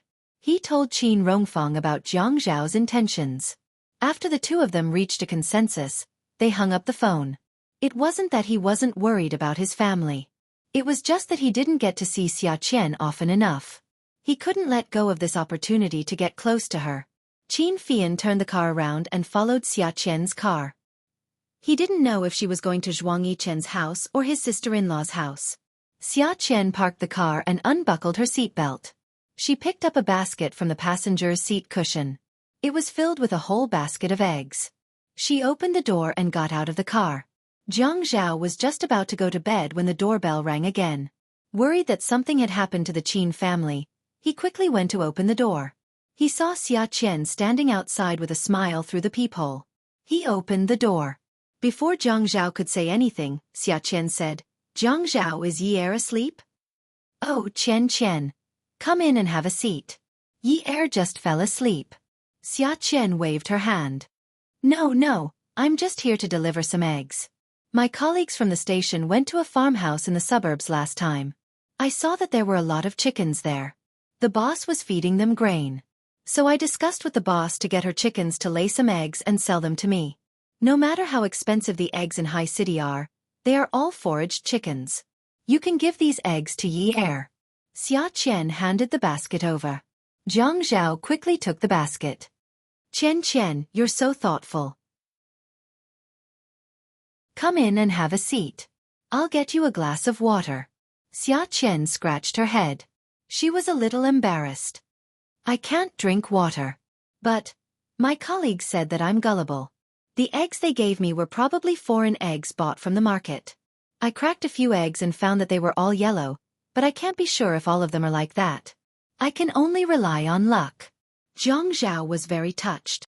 Qian, thank you so much. What are you thanking me for? What's my relationship with Yi Er? At this moment, the elevator door dinged again. Qin Fian walked over and put his arm around Xia Qian's shoulder. Oh, loser. What are you doing here? How could Xia Qian listen to Qin Fian talk about her like that? She slapped Qin Fian's hand away. You're the loser.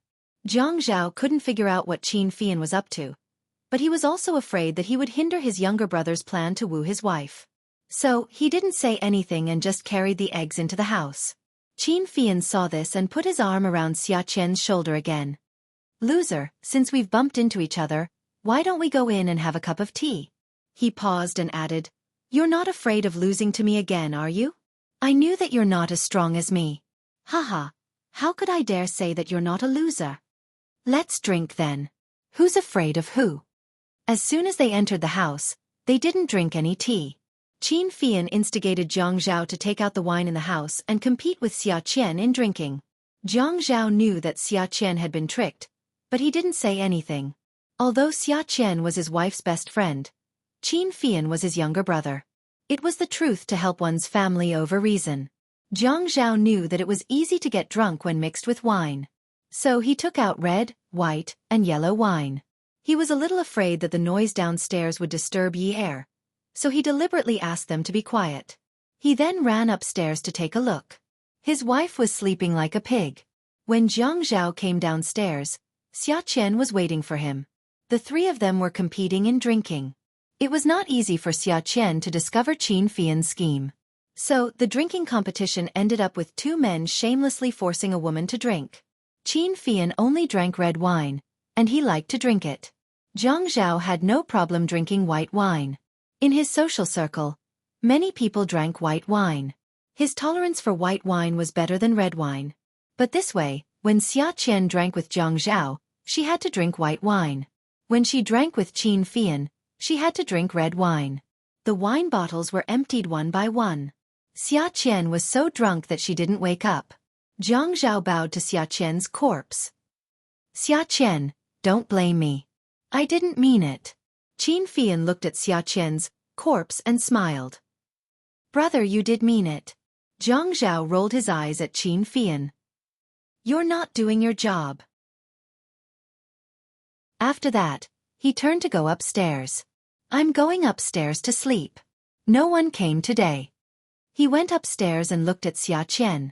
When Qin Fian bent down to pick up Xia Qian, Jiang Zhao shook his head helplessly and said sympathetically, Qian, I'm sorry for the basket of eggs you gave Yi Er. I feel guilty. Then, he put away his sad expression and went upstairs as if nothing had happened. When he returned to his room, He quickly brushed his teeth and rinsed his mouth. He was afraid that his wife would dislike him for smelling too much alcohol. After throwing the drunk Xiaoqian into the car, Qin Fian was exhausted. Qin Fian drove very slowly. He was afraid that the woman in the back seat would be thrown out. Qin Fian hummed a tune as he drove. The most comfortable life was to take his wife to a hotel. That's right, he was going to get a room. But Qin Fian wasn't a jerk. He wouldn't force a woman. He just wanted to create the illusion that they had slept together. On the large bed with white sheets, Qin Fian put Xiaoqian on the bed and took off her clothes one by one. When she was only left with her underwear, Qin Fian, who originally didn't think he was a jerk, couldn't stay calm. Why did he look at Xiaoqian now? Why did she look so pleasing to the eye? He lowered his head to look at her eyelids. They had really been done.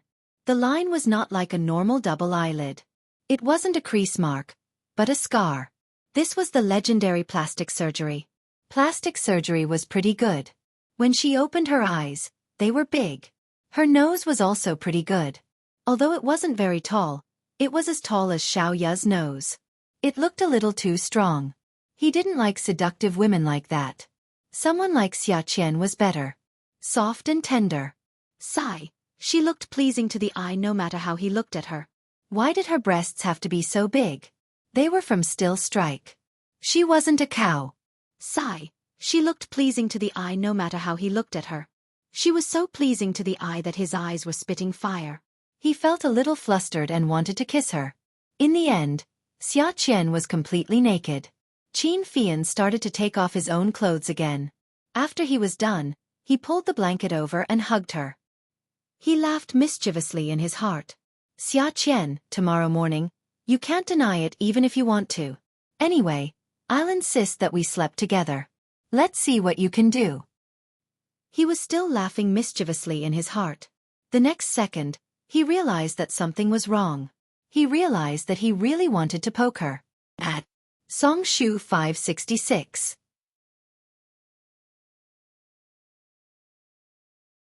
Chapter 748. It was very swollen down there. When he thought about how her hands had played with his body until it was as swollen as it was now, he blushed and buried his head in her chest. It was only when he buried his head that he realized that the thing in her chest was not buried casually. The moment he buried it, he felt even more uncomfortable. The naked man and woman hugged each other. Time passed like ants crawling on the ground. Qin Fian thought, God, when will the sun rise? The woman in his arms started to get annoyed. She started to push and kick up a fuss. Qin Fian was hit by Xiaoqian a few times. When she opened her eyes and saw Qin Fian, she froze for a moment and burped. She looked like she couldn't open her eyes and was trying her best to do so. Are you drunk? Loser.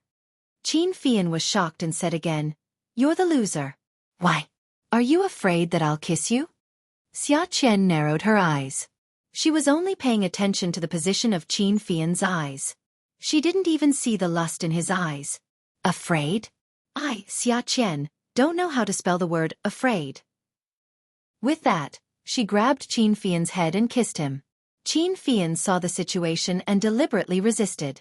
Xiaoqian, you boorish woman. Stay away from me. I won't. Xiaoqian was so drunk that she flipped over and pinned Qin Fian down.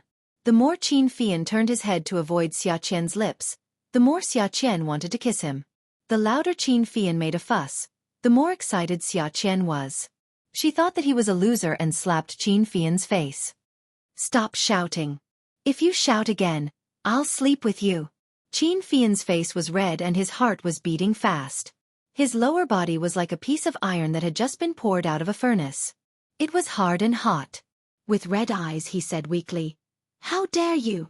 If you dare to touch me, I'll kill you. But later, Qin Fian was disappointed to find that Xiaoqian only wanted to scare him. Even if she was drunk, it was the same. She was just scaring him. So he hugged her waist and turned around. Using his self-taught skills, he kissed her lips, rubbed her chest, and spread her legs. While doing something worse than a beast, he used an extremely aggrieved voice to berate Xiaoqian for being a hooligan and trying to molest him. Xiaoqian was very dizzy. She only knew that she had to fight with Qin Fian. She thought that she had to beat him up. Hearing him dodge, complain, She felt very comfortable in her heart. Listen, listen, listen, he is fighting again. Xiaqian. How? Do you believe that I'll tear you apart? Suddenly, Xiaqian's consciousness came back from Qin Fian's voice. She felt as if a knife had pierced into her lower body. The pain came from her lower body, as if a powerful force was spreading and rushing to her throat. Ah! Qin Fian was also stunned. He didn't dare to move. He was so nervous that his whole body was red and sweating. But at this time, his instincts told him that he couldn't go out. He pressed his body down. He couldn't let Xiaqian move. He couldn't let her retreat. Since it was already like this, he had to make her his. Qin Fian. What did you do to me? It hurts. Qin Fian didn't dare to say sorry. He could only bite the bullet and scold, Xiaqian. What did you do to me? It hurts. You hooligan. After saying this, he realized that he was on top and she was below. So he hugged her waist, turned around, and put her on top of him again. But he still held the woman's hips tightly, not allowing her to escape. Qin Fian grabbed Xiaqian's shoulders and pulled her down to press her down on top of him. He then put his lips on hers and shouted, Xiaqian, you hooligan. You actually kissed me. Men were like kissing in bed. They had super high awareness and knew how to move. But a virgin for the first time couldn't bear the pain. He thought that he could be very strong and never fall. In the end, while Xiaqian was screaming in pain, Qin Fian surrendered very quickly. Qin Fian was a man who had never slept with a woman or been in a relationship. If he were to be taught how to love a woman in bed, he definitely wouldn't know. He was annoyed that he was so fast. Why didn't he last a little longer? But more importantly, Qin Fian finally thought that Xiaqian belonged to him. Xiaqian was a little awake, but her thoughts were tangled up by Qin Fian, who had a bitter and vengeful expression on his face. Qin Fian wrapped himself in the blanket, revealing his pitiful but charming phoenix eyes. He complained in a tearful voice, Xiaqian, you're not human. How dare you do such a thing to me? How am I supposed to face people in the future? Xiaqian was about to explain when she realized that she was tongue-tied. She was so anxious that she couldn't speak for a long time. She was still naked, but this man was wrapped up tightly. Did she rape him? But she was the one who was bleeding, okay? That's not right, Qin Fian, it's clearly. Clearly what? Clearly what? What else do you want? What else do you want to do to me? No. Look at me like that. Qin Fian was very beautiful, comparable to a woman. At this moment, his sorrowful look was pitiful. Xiaqian hugged a pillow, which happened to cover her naked body. She was still not fully awake and had a terrible headache. Qin Fian's howling made her head hurt even more, as if there was a tumor growing in her brain. She was very angry and annoyed. What are you howling for? It's my first time. Qin Fian argued, what's so great about your first time? It's my first time too. I'm almost 26 years old and still a virgin. Do you think it's easy for me? You actually raped me. Qin Fian did not give Xiaqian a chance to think. He lifted the quilt, pulled Xiaqian into his quilt, and hugged her. His two legs tightly wrapped around her legs, and he snorted. Let me tell you, Xiaqian, I'm going to sue you for molesting me tomorrow. You have to compensate me for my psychological damage. I have to prevent you from running away. Let me tell you, this money, don't even think about not paying. Do you think I, Qin Fian, am so easy to bully? Try running away for fear of punishment. How much money do you want? Xiaqian was really uncomfortable with Qin Fian's howling. It was as if she had done something immoral. A man's first time was actually worth more than hers? Damn, what's so great about being a virgin? We'll talk about it tomorrow morning. Either we settle or we go to court. My heart is very hurt now. I'm very sleepy. I'm going to sleep for a while.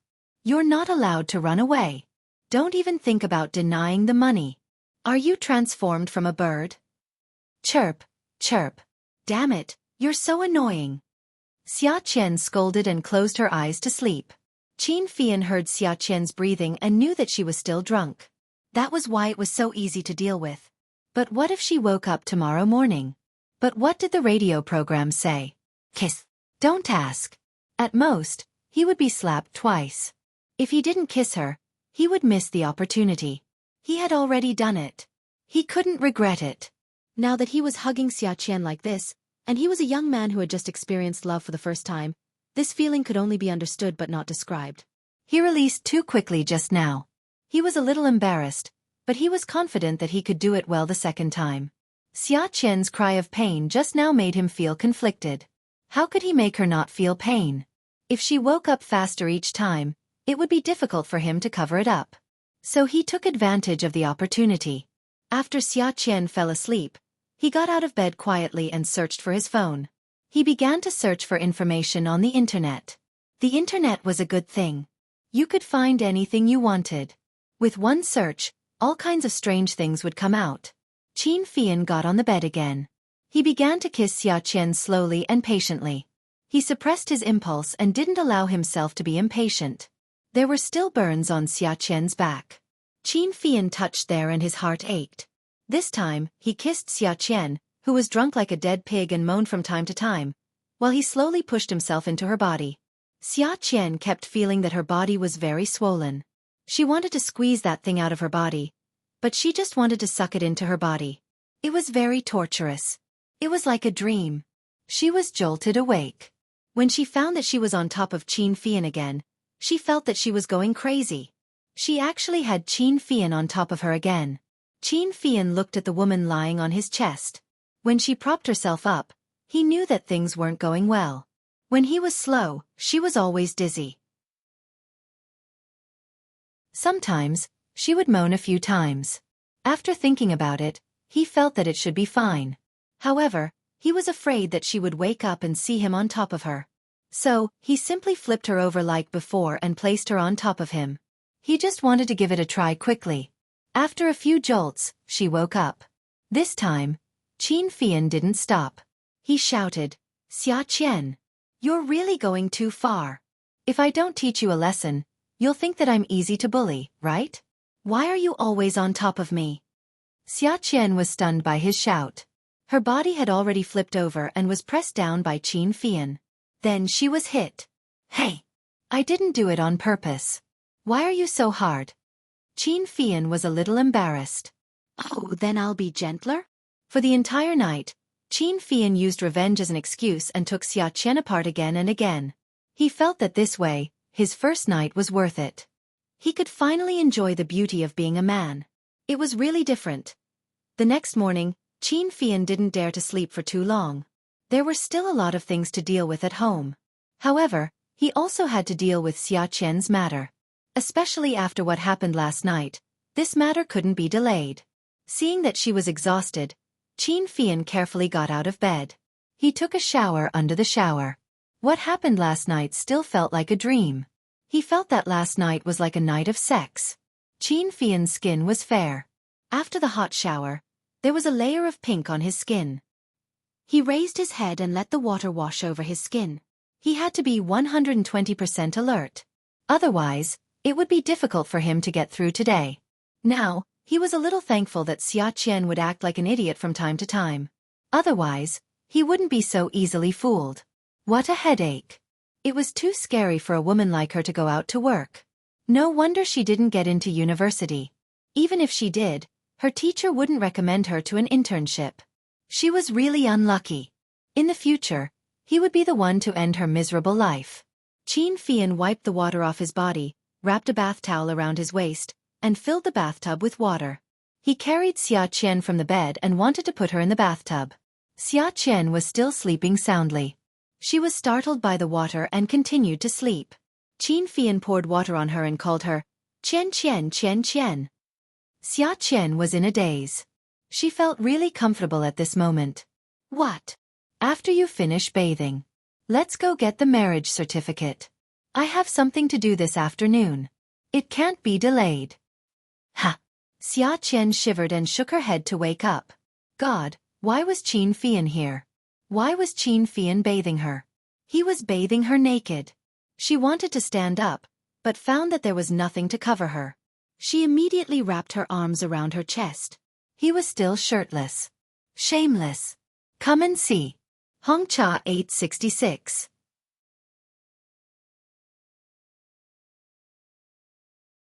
Chapter 749. What did this guy say? Marriage certificate? Was his brain kicked by a donkey?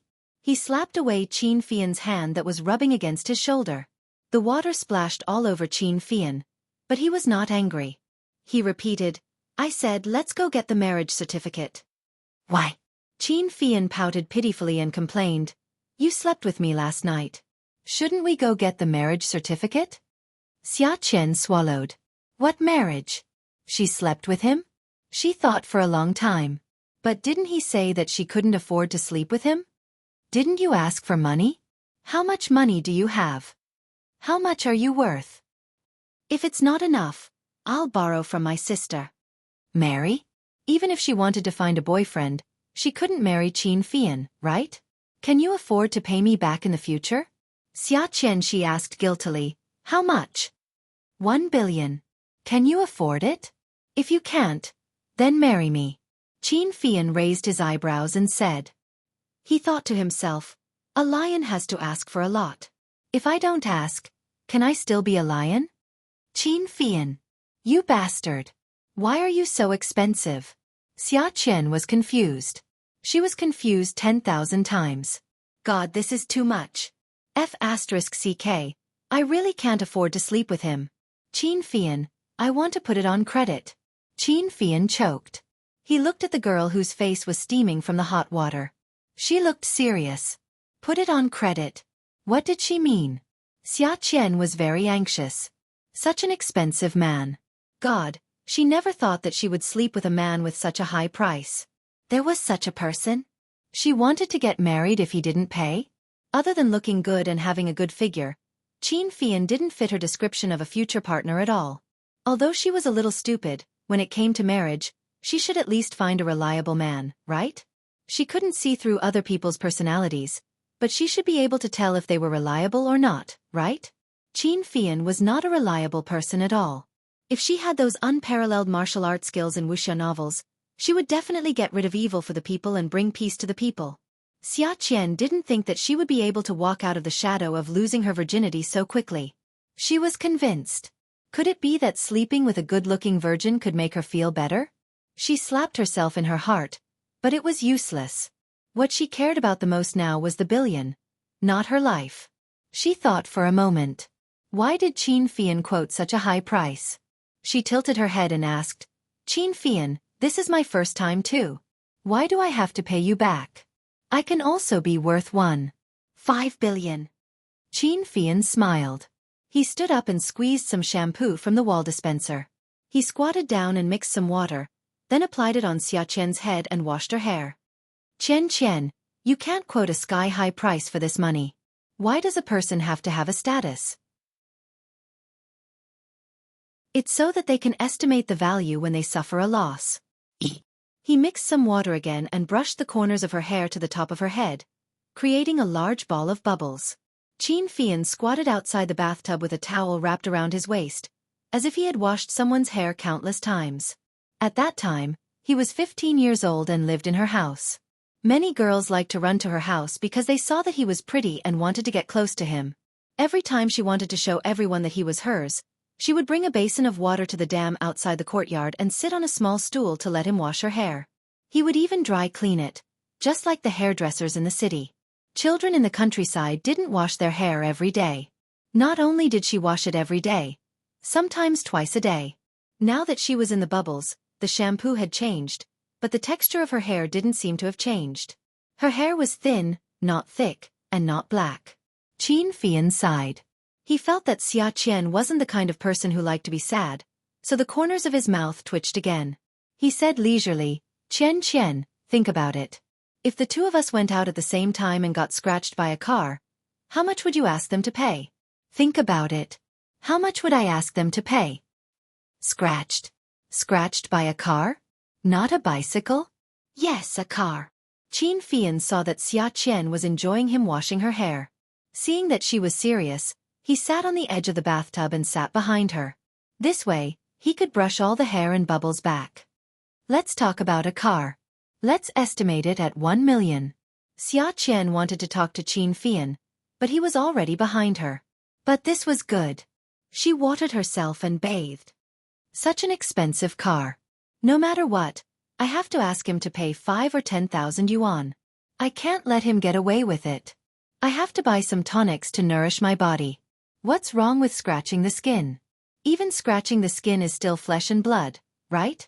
After Xiaqian finished speaking, she pretended to frown and clenched her fists. Qin Fian clasped his hands together and brushed his hair back along his hairline, creating a big bunch of bubbles. He then stood up and threw the bubbles into the toilet bowl. Yes, even scratching the skin is still flesh and blood. But if I were to be scratched by a car like this, I would ask him to pay me 1 million yuan. Xiaqian trembled and spat. 1 million yuan? Qin Fian, are you shameless? It's just a scratch. 1 million yuan is considered a small amount. If I were to be scratched, I would have to go to the hospital to clean up the wound, delay my time, delay a contract, and possibly lose hundreds of millions. 1 million yuan is considered letting him off easy. If he angers me, I will think of ways to make his career go down the drain. So, my value is different. You calculate this multiple. If you are worth 5 billion yuan, how many times do I have to pay? Xiaqian was scared silly. Forget it, it was better not to compare with him. He was a young master, and she was a little cabbage. What was there to compare? Let's talk about credit. Qin Fian, I said I want to be cheap on credit. Did you hear me? There's no credit. Qin Fian was about to wash Xiaqian's hair. Lower your head. I will wash the bubbles for you. Oh, okay. Xiaqian. She wondered why she was so obedient to him. Qin Fian did not use the shower head. Instead, he took a cup of tea from the hotel and washed it for Xiaqian. Qian, do you remember when you were young, someone washed your hair like this? Xiaqian lowered her head, but her eyes were open. She was not afraid that the bubbles would enter her eyes. Who was it? Who is still so old-fashioned and washes their hair with a cup of water? Don't you have a shower head? Are you stupid? Haha, Qian, I am stupid. You just realized? Qin Fian smiled, but his smile was a little bitter. Qin Fian, let's talk business. I want to be on credit. I don't allow credit. How can you do that? When you do business, you have to make a down payment, an advance payment, a contract payment, and a final payment. Why can't I? Qin Fian said, Qian, you know quite a lot. Are you kidding? I am also a host. If I don't know these things, how can I survive? Okay, you can make the down payment of 100 million. Xiaqian wanted to raise her head a few times, but Qin Fian held her down. I'm on credit. I don't have the money for the down payment. Give me a discount and I'll pay in installments. Forget it, don't pay in installments. Once we get married, you don't have to pay me back. 1.5 billion. You won't be able to pay it back even if you earn it for the rest of your life. So, I can't give you such a big sum of money on credit. Qin Fian wanted to get married, but Xiaqian thought he was not reliable. Xiaqian thought that she was already very unreliable. When she found a husband, she had to be more down to earth. She should be like Zhang Zhao, who could be seen as reliable. Zhang Zhao was Xiaqian's standard for a husband. How could Qin Fian and Zhang Zhao be the same type? So they did not get married. But Xiaqian promised Qin Fian that she would give him an answer when he returned from Ji City. So during the days in Ji City, Qin Fian was anxious to return home. Fei Yu was sent to Zhang Zhao's house. Her body was still a little weak and the pink color of her lips had not returned. Yi Er carried a pile of snacks to Fei Yu's bed and opened them for her to eat. Yi Er's hair was tied up in a bun on top of her head. She wore maternity clothes and sat cross-legged on the bed. She opened a bag of spicy rice crust and handed it to Fei Yu, who was reading a book. Little Yu, eat some of this. Fei Yu shook her head. Sister-in-law, I don't want to eat. Yi Er pushed it to Fei Yu's mouth anxiously. Eat it. When Zhang Zhao comes back tonight, I'll say you ate it. You eat 1 bag, I'll eat 3. When Zhang Zhao comes back tonight, I'll say you ate 4. Fei Yu laughed. Sister-in-law, you're asking me to eat it. Do you want me to take the blame for you? It doesn't count as taking the blame, right? You did eat it, didn't you? Sister-in-law, You're pregnant now. You shouldn't eat this kind of heaty food. It's not good for the baby. Even someone like me knows that. Eat more fruit. Fruit is good for the baby's skin. Eat it. I eat a lot of fruit. When I eat this kind of heaty food, I'll immediately eat some cold fruit. That's why I can't get heaty. It's pressing down. Fei Yu couldn't refuse. How about this? Open this bag.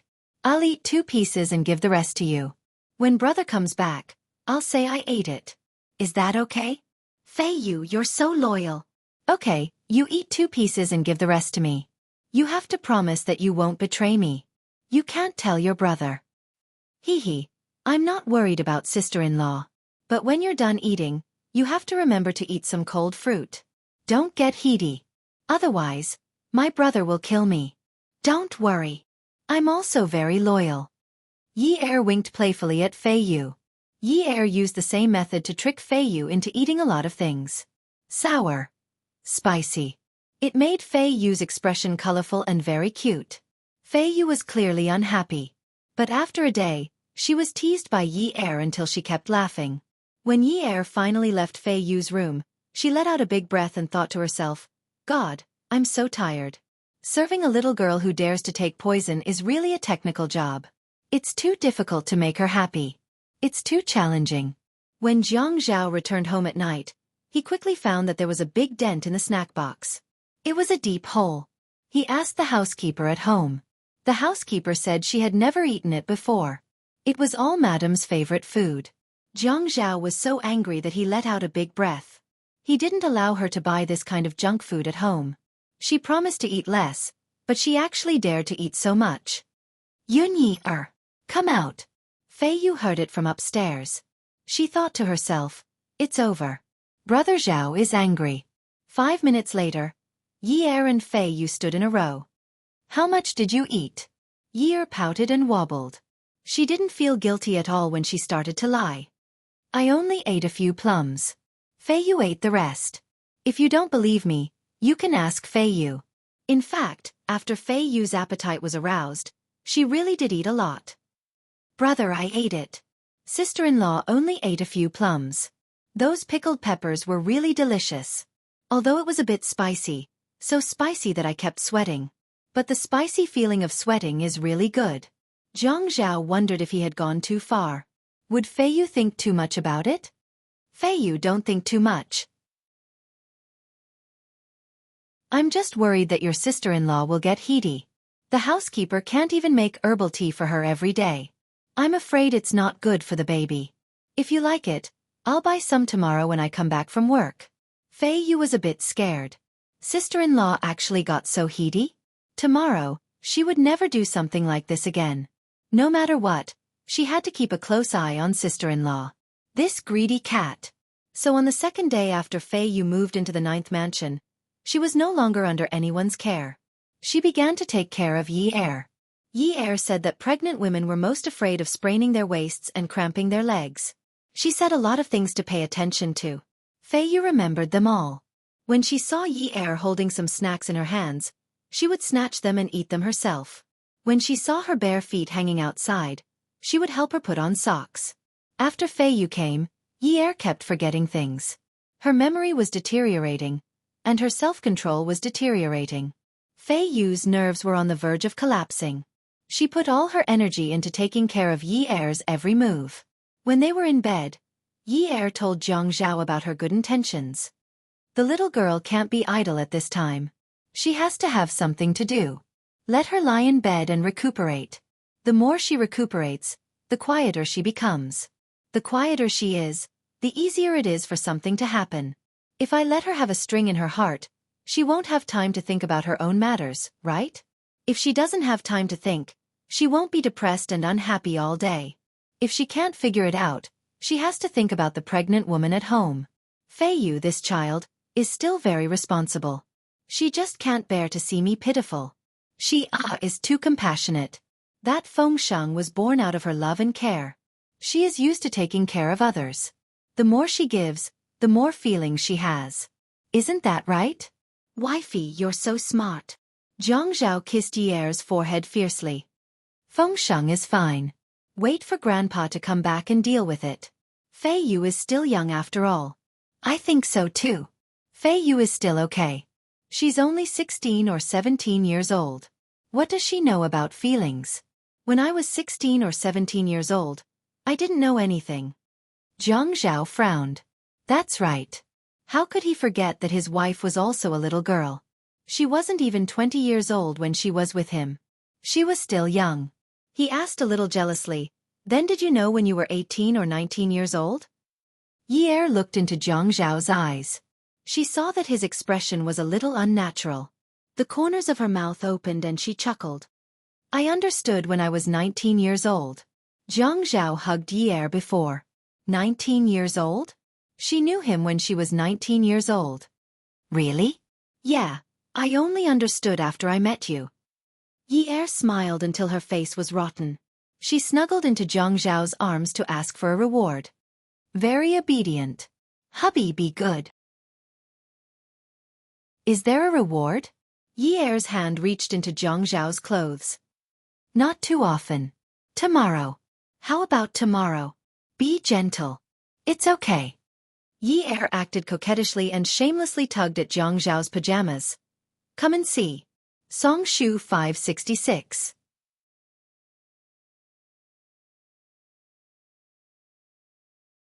Chapter 750.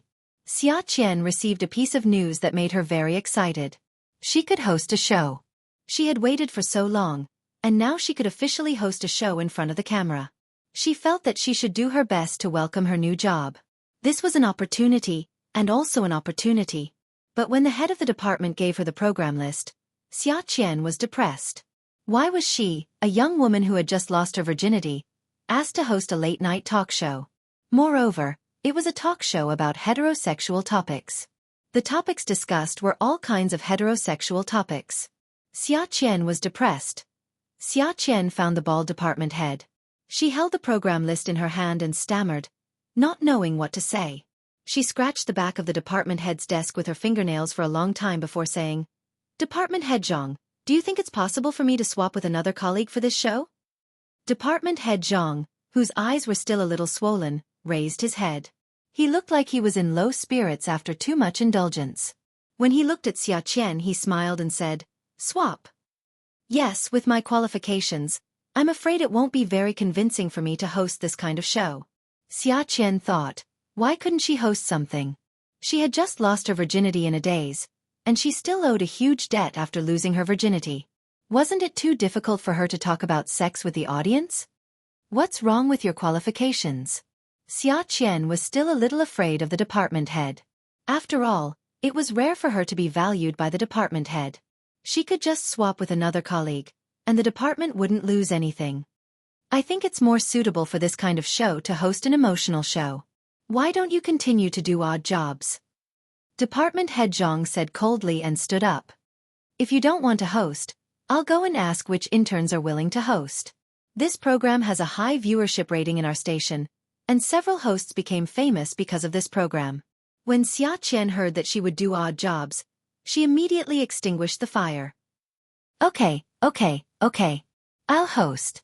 The reason why this show was so popular even when it was broadcast at 12:30 p.m. was because the topics discussed were very broad. Menstruation, leukorrhea, orgasm, erection, impotence, one-night stands. Sex equals hunger, affairs, third party, etc. They talked about all the topics about the right and wrong views of the world. The female host's style of dress required a short skirt. Even if she wore a high-collared top, she had to wear a short skirt or hot pants. Once, there was a female host who wore a sexy high-waisted dress that exposed her navel and chest. She was on the front page of the newspaper the next day and became famous overnight. Xiaqian actually didn't feel that there was anything that couldn't be talked about. When they were in the university dormitory, there was nothing that girls didn't dare to talk about when they were together. Whether it was men, women, women, or their positions, there was nothing that they hadn't studied before. But in front of the camera, he felt a little embarrassed. After all, he didn't have much experience. Xiaqian put on her makeup and changed her clothes. She didn't even dare to look at herself in the mirror. The TV station had prepared a short denim skirt that exposed her midriff. They said that at her age, she would look sexy in such a dress. Qin Fian's daily call came. Qian, what are you doing? Xiaqian felt that Qin Fian was her creditor now, so she had to be a little more polite to him.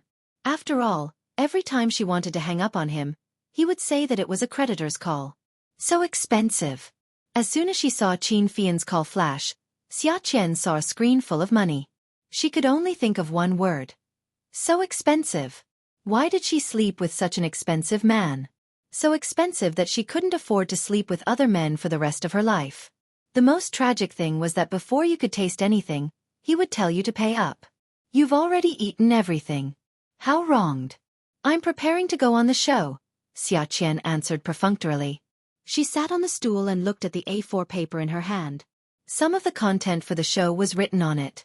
Today's topic was, have we now entered the era of love and sexual independence? Xiaqian frowned. She didn't know what love was, but this topic was too profound. Ah, you're going on the show? Qin Fian was originally lying on the bed reading a magazine. At this moment, he was so happy that he turned around and crossed his legs. So fast. Originally, he wanted to arrange for her to be a host when he got back. He didn't expect that she would already be on the show with her own efforts. That was amazing. His wife was really capable. Her brain was still as smart as before. Qin Fian was very satisfied with his taste. I can't go on the show? Xiaqian, who had been a little annoyed, suddenly felt uncomfortable when she heard Qin Fian's rhetorical question. What was wrong? Everyone was looking down on her, right? When they heard that she was on the show, they had such a big reaction. They didn't believe her.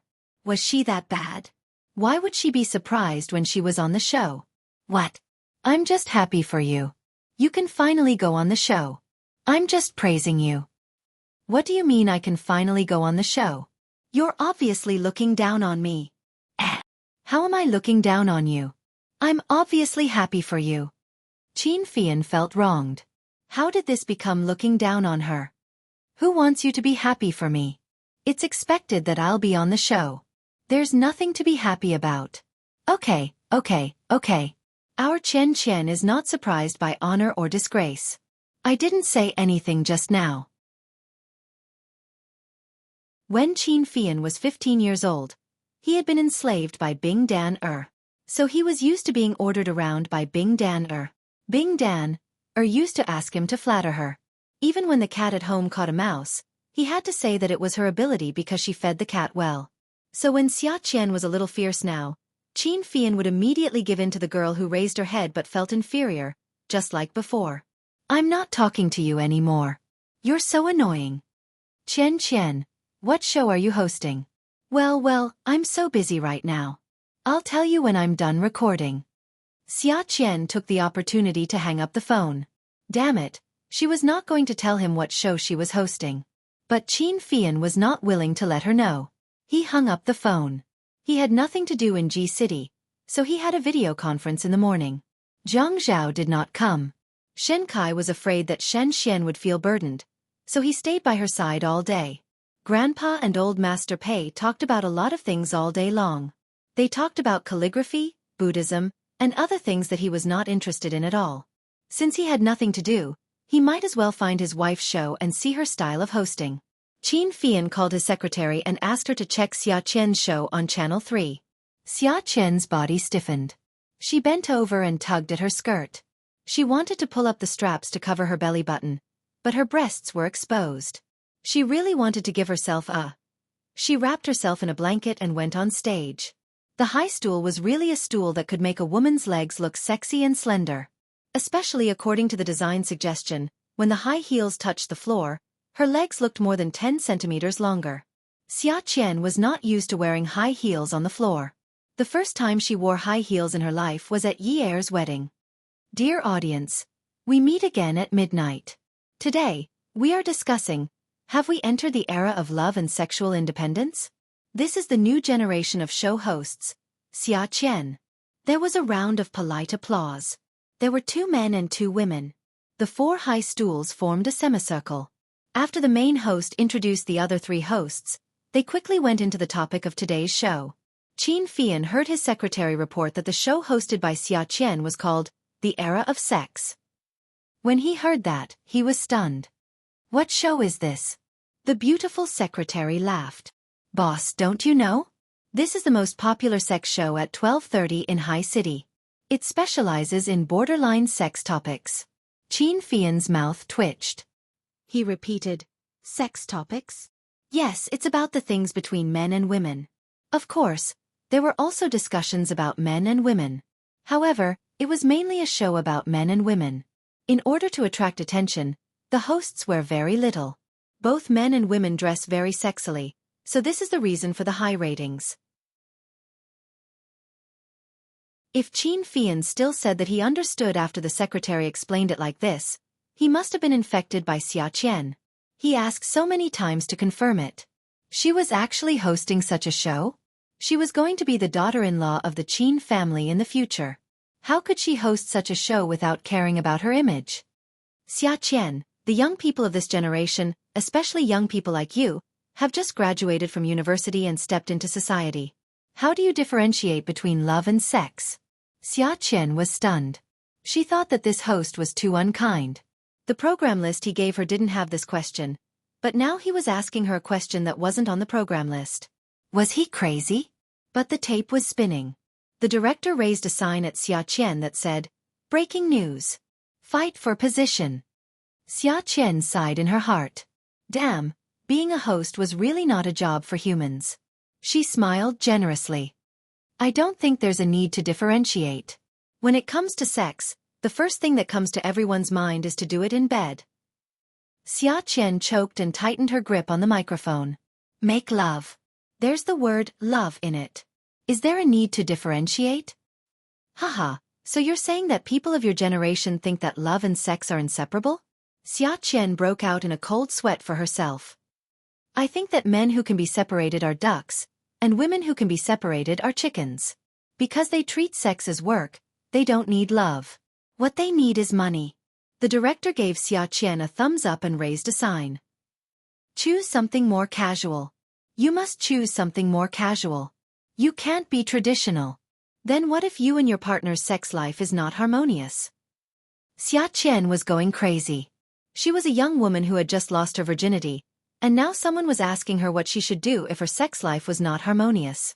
She looked at the director who was raising a sign at her and kept slapping it.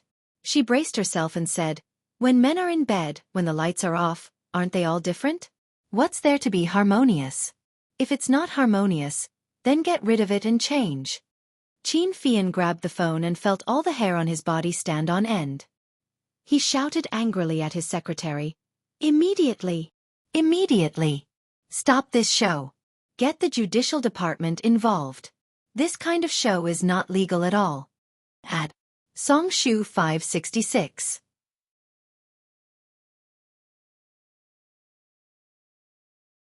Chapter 751. The beautiful secretary was confused by Qin Fian's scolding. But boss now. Don't I know it's nighttime now? I don't know if the judicial department is off work now? What do I need a secretary for? Qin Fian hung up the phone. He was so angry that his head was about to explode. The beautiful secretary had never been scolded by Qin Fian before. This was the first time. What did women say? Usually, even if Qin Fian wanted to punish people, he would use his devilish smile to confuse the audience. He would give you a gentle stab so that you wouldn't feel the pain. But the stab would have already cut off your bonus, removed your year-end bonus, dug out your annual leave, and so on. But this time, he scolded her so fiercely that she couldn't come back to her senses. The beautiful secretary thought for a moment and quickly started to think of a way. She made a call immediately. Qin Fian started to pack his ID card and check his wallet. He called Qin Rongfang. Grandpa, I won't play with you here anymore. I have to go back to Haiqing. Why are you going back so early? Haven't you arranged everything? Didn't you say that you were going on vacation when you came out? Grandpa, how can I be in the mood to play? I'll tell you in detail when I get back. Qin Fian didn't care about his reputation, but he was very concerned that Xiaoqian would become the talk of others. How could it be the same? He was a man. At most, others would laugh at him for being gay, that was all. But Xiaoqian was different. She was a girl and wasn't married yet. How important was her reputation? People would say that it was fine for her to host the show. But people would say that her skirt was short, her skin was exposed, and she had seen countless men. What did that look like? What did she say? That she could throw a man on the bed? Qin Fian couldn't help but curse in his heart. He didn't live in the Pei family's mansion and always felt that it was very reserved to live in someone else's house. This was good too. It saved him a lot of unnecessary formalities. He just had to make a call and be polite. He put his coat on his wrist, picked up his suitcase, and left the room. His long legs strode out, heavy and fast. Xia Qian's program was suspended halfway through. The program crew panicked. How could a good program be suspended halfway? The sponsors of this show were paying a lot of money for their advertisements because of the high viewership ratings. What should they do now? The beautiful secretary didn't care too much. She called for him immediately. The only thing she could think of was the background of the Qin family. She didn't dare to look for Jiang Zhao, but she had Jiang Zhao's contact number. In the end, after she repeated Qin Fian's words, Jiang Zhao quickly used his connections to stop the show. Xia Qian got off to a bad start. In the beginning, she was still wondering why she had to host such a lousy show.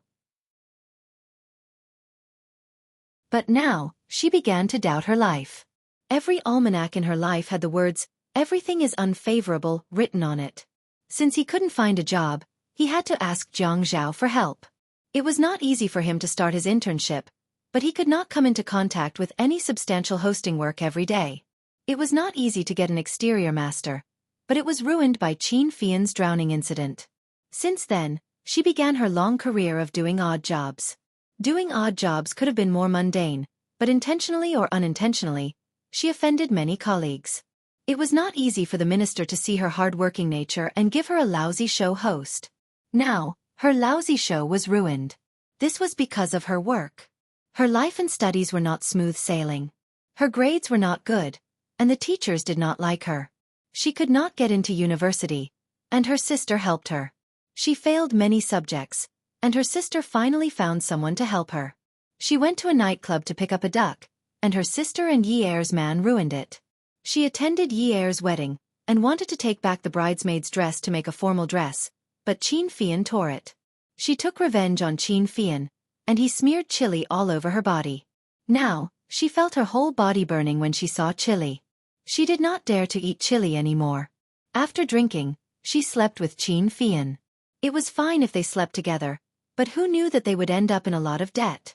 Xia Qian thought desperately, when has my life been smooth sailing? It seemed like it had never been smooth sailing. Xia Qian wanted to drink at a small bar. At this time, the bar was about to close. She bought some alcohol, returned to her small house, and started drinking by herself. Xia Qian felt that she was useless. She had never done anything by herself. If it were not for her sister, she reckoned that if she were to wash dishes for others, they would not want her because she broke the cutlery easily. The house was given to her by her sister. At that time, her sister wanted to give her a big one, but she did not want it. In the end, she could only compromise and get a small one-bedroom apartment of less than 40 square meters. Actually, deep down, she still wanted to buy a house with her own ability.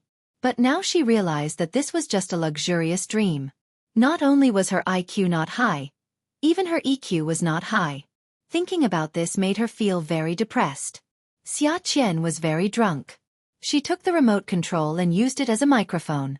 Facing the television, she said very seriously, "Good evening, ladies and gentlemen. We are now broadcasting the first piece of news. Today, at 12:30 a.m., a show was suddenly stopped. Everyone is speculating about the reason for the sudden stop. There are different opinions. According to sources who know the truth, it was because a new host called Xia Qian joined the show, causing the show's feng shui to change drastically. Because of the magnetic field, Xia Qian's birth characters were not right, so the show was stopped. Someone knocked on the door. When Xia Qian heard someone knocking on the door, she went to open it.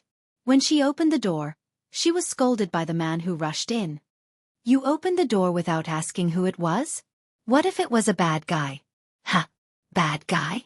Is there anyone worse than Qin Fian in this world?" Xia Qian rolled her eyes at Qin Fian. It was not like she had not seen him through the peephole. The drunk Xiaqian was very brave.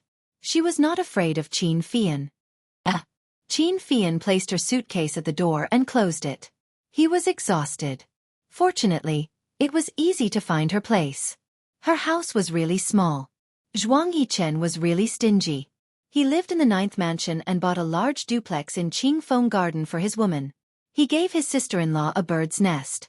He had to buy her a bigger house tomorrow, or else it would be too shabby.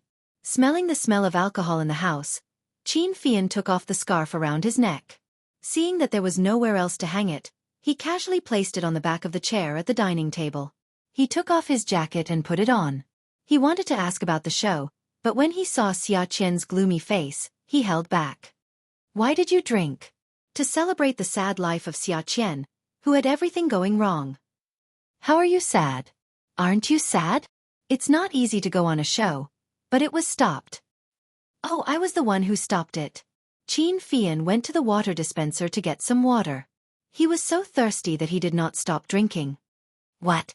Qin Fian bent over, holding a disposable cup. He was just about to fill it with water, but he did not like disposable cups at all. The water dispenser was placed on the small coffee table. On top of it was a pink porcelain cup with a big belly. It was very cute. There was also a long stainless steel spoon in it. He pointed at the cup and asked Xiaqian, "Your cup?" "Yes, mine." Xiaqian had already stood up. She was a little drunk and swayed. She asked in surprise, "You said you stopped it?" "Yes, I stopped it." Qin Fian picked up the cup and started to pour water. He drank from her cup. He did not want to drink from a disposable cup. It would make him look like a guest. In the past, when they were in Starfield Town, there would always be some meat left in her bowl. In the end, she would always ask him to finish it for her. During that time when they were locked in the cellar, they had not seen oily meat for a long time. They always felt that they could not get enough meat. They felt that there was nothing more delicious than meat. However, after they left Starfield Town, the taste of meat had completely changed. Qin Fian was still reminiscing about the past. He had just swallowed 2 mouthfuls of water when his head was suddenly hit hard by a woman. It was the remote control in Xiaqian's hand. Xiaqian was not satisfied after hitting him. She jumped up and clung onto Qin Fian. She started to scratch and hit him. "You shameless B*****starred man. Who told you to stop my show? Who told you to stop it?" She was indeed a jinx. She had even stopped such a popular show in the station. This Qin Fian was the ultimate scumbag. Qin Fian spilled the water in his hand. Although it was a wooden floor, the decoration was obviously not bad. The floor was made of raw wood with bright wax. When the water stained the floor and Qin Fian was grabbed by Xiaqian, he lost his balance and fell to the ground. The spoon and the cup fell to the ground. The two of them were entangled on the ground. Xiaqian really wanted to scratch this man until his face was disfigured. However, she could not hit his face every time. She was anxious and angry. She said angrily, "You scumbag." Qin Fian had been rushing non-stop all the way. He was exhausted. Now that Xiaqian was grabbing and hitting him, he was annoyed. He grabbed her hand. The beauty's face darkened. He coldly reprimanded, "You shrew." Xiaqian lowered her head to bite Qin Fian's hand. Once her hand was free, she took advantage of the situation. The after effects of the alcohol were strong. She immediately rode on Qin Fian. "I was just hosting a show. What right do you have to stop it? What right do you have? You be ****starred. Qin Fian lay on the ground and looked at Xiaqian's pear blossom hair. She lowered her head to look at him. Her hair covered both sides of her face. Her face was small and her face was red. She looked like an ice egg that had been tired from running. His heart softened and he tried to persuade her. "How can a woman host a show like that? How do you want people to talk about you in the future? I'm doing this for your own good." Xiaqian could not bear to hear his argument. Since when was it his turn to worry about her matters? What did he say? A woman can't host a show like that? There were many women who became popular on that show. She was not convinced. Looking at Qin Fian's beautiful face, she wanted to destroy him. She was so anxious that she clenched her fists. She made up her mind and raised her fist in the air to hit him. What do you know? A good woman can hold up half the sky. She can host any show. Qin Fian caught the woman's fist firmly. With a nimble flip, he turned her around and pressed her on top of him. He pulled her small fist to his lips and kissed it. Looking at the woman's angry face, he said in a low voice, "Then do you know that there's a saying, a good man will never be pressed on top of someone?" As soon as he finished speaking, he kissed the woman's lips. Awesome novel, Xinwu 799.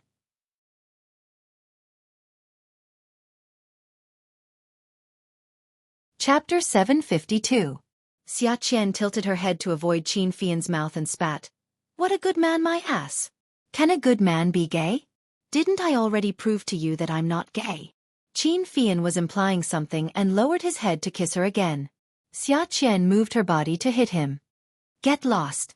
Qin Fian shrugged and let the woman's small fists loosen his muscles and bones. "Get lost where?" "Get lost where you came from." "A virgin was eaten up by you just like that?" Xiaqian was angry. "Nonsense." Qin Fian laughed. "It's like a piece of soap. You wash it until the logo is gone. Is it possible to throw it back on the shelf and sell it again? I'm not a second-time seller. Once it's sold, it's non-refundable." When Xiaqian was stripped naked by Qin Fian and thrown onto the bed, he was still hitting her. Her body was about to fall apart. She thought to herself, if you don't want to return it, then don't. If the logo is gone, you can wash it slowly. Does he want to wash the soap away in one night? She was so anxious that she shouted under Qin Fian, "Qin Fian, get out! Don't press on me! Marry me, marry me, I won't press on you." "You're lying." "I'm not lying. If you marry me, I won't press on you in the future. How about it?" Xiaqian was a fool, and she was even more stupid after drinking.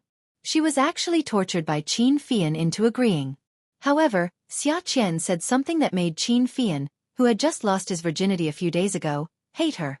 Xiaqian muttered after drinking, "In the novels, it's written that having sex is a pleasure. Why do I feel like I'm suffering? I don't feel the pleasure at all." But even if he hated her, Qin Fian still resisted touching Xiaqian when he hugged her to sleep. As long as they got married, he would torment her enough. When Xiaqian woke up, Qin Fian asked Xiaqian to marry him. "Marry? Who promised you that?" "You said that as long as I don't touch you again, you will marry me." "What? Did I say that?" "That's right. You're the one who said it. Then I'll sleep here every day in the future. If you don't agree, I'll tell your sister that you slept with me. Let's see how she'll deal with you." The matter of the marriage was settled on a sunny and windy morning in winter. In a daze, Xiaqian became a married woman. Qin Fian took a picture of the marriage certificate with his mobile phone and sent it to his close friends and relatives. For a moment, Sea City was in an uproar. Xiaoya was furious. Xiaoya was so angry that she was jumping up and down at home. She was crazy. How could her sister get married in such a way? Moreover, it was a photo sent by Qin Fian. Her sister didn't even say a word. What was this? She was an elder. How could this girl be so stupid? Getting married was such a big thing. How could she just take her household register and go? Some media outlets heard the news and wanted to buy the copyright of the marriage certificate photo. Qin Fian didn't sell it. The next day, he made a front-page announcement, announcing that he was no longer single. At night, Xiaqian sat on the sofa in her small apartment and was forced into Qin Fian's arms. Qin Fian looked at Xiaoya smugly. He smiled and looked at Xiaoya. "Sister." Xiaoya didn't know what to say. She thought of a lot of questions, but she couldn't get a single one out. Xiaqian didn't say anything now. She felt that she shouldn't be so stupid. This Qin Fian was like a rope that was holding her nose. She really hated him, but how could she listen to him and get married just like that? Shouldn't she be repulsed? But when she turned her head, she saw his eyes. His almond-shaped eyes were very seductive. The light in his eyes was so familiar that it was like asking for her life, ordering her to listen to him no matter what. When Xiaqian saw the light in Qin Fian's eyes, she felt defeated. She felt that he was her nemesis. She must have owed him a debt at some point. They were already married. It was too late to say anything now. Yi Er was holding her big belly and playing 5-in-a-row chess with Fei Yu at home. Jiang Zhao was beside them, telling them about Qin Fian's marriage. Fei Yu was amused. My brother must be keeping his chastity for sister-in-law Qian. The laughter of 3 people echoed in the house, with a strong sense of blessings. Yi touched her stomach and suddenly felt something bulging out of it. Ah, he kicked me. Jiang Zhao hurried over and touched Yi's belly. He quickly knelt on the ground and pressed his face and hand against Yi's belly. He laughed excitedly. Yun Yi, you're amazing. Will the 2 of you fight inside? Turn over. The doctor said it's turning over. Jiang Zhao pressed against Yi's belly. He laughed until his eyes were a little wet. God, turning over made such a big commotion. Fei Yu wanted to pull Jiang Zhao away. Brother, let me touch it. Let me. You've been touching it for so long. Brother, let me. Ha. No, I'll let you touch it tomorrow. When Xiaoya returned to 9th Mansion, she threw a tantrum. Zhuang Yichen felt that he had been giving in to her too much recently. She wasn't so bold in the past. Why are you throwing a tantrum? How old are you? Zhuang Yichen. Xiaoya ran her fingers through her hair and threw her bag at Zhuang Yichen. My sister is already married. Aha, I know. Zhuang Yichen was annoyed for a moment. He casually placed Xiaoya's handbag on the cupboard, took off his jacket, and hung it on the hanger. He said calmly, the entire Haiqing knows. You promised me a long time ago. When exactly are we getting married? Zhuang Yichen's slender eyes flashed with hesitation. He turned and walked to the wine cabinet. After thinking for a while, he turned back to the living room and poured himself a glass of water. In the past, Xiaoya would pour water for him. Today, she seemed to be in a bad mood, so he couldn't be bothered to tell her what to do. After a while, the 4 words were clear. When Xiaoya heard them, she felt that the anger in her heart was about to burst out. Zhuang Yichen, what do you mean? Zhuang Yichen wasn't used to interacting with Xiaoya in this way. The lights in the living room were warm in winter, but when they shone on Xiaoya, he felt an indescribable coldness. He put down the glass, walked over, and pulled the woman into his arms. He could feel the rise and fall of her body. He comforted her softly. I said after a while I promised to marry you. I'll marry you. Xiaoya broke free from Zhuang Yichen and took a few steps back. She looked up at him and saw his dark, handsome eyebrows slightly furrowed. His slender eyes seemed to be reprimanding her for being unreasonable. Xiaoya felt bitter in her heart, and her voice became more and more anxious. After a while, Zhuang Yichen, how long do you plan to be perfunctory with me? I've never thought of being perfunctory with you. Now's not the time. When have I ever broken my promises to you? Zhuang Yichen gradually lost his patience to coax her. He couldn't help but raise his voice. Xiaoya tugged at the corners of her lips. She felt like her voice was blocked by something, and she couldn't continue speaking. She didn't want to mention it in her heart, but the good news came one after another. How could she remain indifferent? Then tell me, when is the time? You came out of the swamp because you promised to marry me, Zhuang Yichen. Yi is a mother now, and my sister even got her marriage certificate. Tell me, when is the time? You're still not going to announce it to the public. What are you trying to do? Are you afraid that I'll take a share of your assets? If that's the case, I'll go with you to get a prenuptial agreement. I don't want your money. Xiaoya felt rather sad when she thought of this. Yi also had a motive for getting close to Jiang Zhao, but didn't Jiang Zhao also treat her so well? Qin Fian didn't seem like a fake either. She had always valued money. She always felt that she couldn't rely on anything in this life except for money. But now that she had finally found a tall, rich and handsome man, he actually wanted to use a prenuptial agreement to get a marriage. Without a marriage, the 2 of them were together every day. Even though she was now living in his apartment, she felt like she would be kicked out of the house at any time. Yi was married and had a child. Her sister was also married. She was still single. There was a man in bed, but the spouse column was still empty. Xiaoya tugged at the man with a cold expression. Tears almost fell from her eyes. Zhuang Yichen, I want to marry you right now. I just want to get married. You're not even willing to agree to this one condition? What's wrong with me? I don't want your money now. I'm even willing to get a prenuptial agreement with you. What else do you want me to do? Ha! Seeing the tears in Xiao Ya's eyes, Zhuang Yichen's frown deepened. His eyes seemed to be holding back something. In the end, he just coldly interrupted. What nonsense are you talking about? Wait a little longer. I didn't say that I don't want to marry you. It's not a matter of money. Can you understand my difficulties? Xiaoya sniffled and turned to go upstairs. As she walked, she said, Then let's not talk about it anymore. Since it's like this, I can't continue wasting my time on you. My youth is fading away every day. I can't let my youth be wasted like this. You go do your thing, I'll go live my life. Zhuang Yichen stood downstairs and heard the sounds of things being moved around upstairs. Suddenly, he felt that something was wrong. He strode up and saw that the woman had already pulled out her suitcase. The clothes in the wardrobe were piled into the suitcase. He was instantly furious. Little demon Qiu. From Zhuang Yichen's point of view, he really couldn't understand this woman's ridiculous behavior. She was always making a fuss or running away from home. How could she be so good at these kinds of tricks and not be tired of trying them out? Don't you dare walk out of this house today. He exhaled and stood at the door. His posture looked relaxed, but his eyes were sharp and cold as he stared at the woman who was packing her suitcase. Fine, I'll try. Do you think I'm still afraid of you? Now that my sister has Qin Fian's protection, do you think I'm still afraid of you? Xiaoya packed her things in a mess. She took her coat, dragged the oversized suitcase, and squeezed past Zhuang Yichen. Awesome novel, Xinwu 799.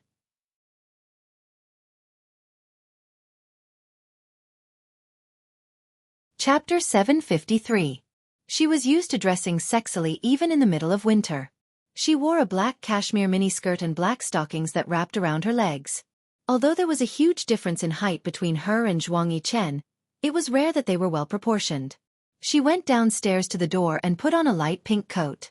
She put on her favorite high heels and unlocked the door. Zhuang Yichen closed his eyes and breathed in and out. Suddenly, he heard a click from downstairs. What followed was the sound of a gotcha. Damn it! She dared to slam the door. Zhuang Yichen went downstairs and called Xiaoya. Little demon Qiu, don't overdo it. It'll be meaningless if you overdo it. Xiaoya hung up Zhuang Yichen's call and pulled her suitcase to her car. Zhuang Yichen's heart felt empty for a moment. It was as if his feet were weightless. For a moment, he was confused. They hadn't argued over anything in a long time. He also didn't like to make things difficult for her from time to time like before. Now, he had developed such a bad habit. Women really couldn't be spoiled. Xiaoya threw her suitcase into the back seat and pulled down the hood of the car. Just as she opened the door to the driver's seat, Zhuang Yichen locked the door. Little demon Qiu, do you have to make a scene? The man's voice was unbearable. Xiaoya looked up at him and hated herself for fooling around with such a man for 4 years. Yes. I said to wait. Zhuang Yichen wasn't a person who liked to explain. However, at this moment, he still spoke up and urged her to stay. I'm not waiting. Xiaoya lowered her head and bit Zhuang Yichen's hand. The man flinched in pain.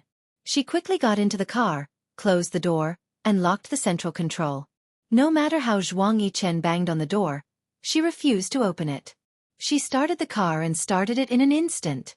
Zhuang Yichen cursed and ran to his car. This crazy woman. Did she have to drive the car all the time? He swore in his heart. This is the last time.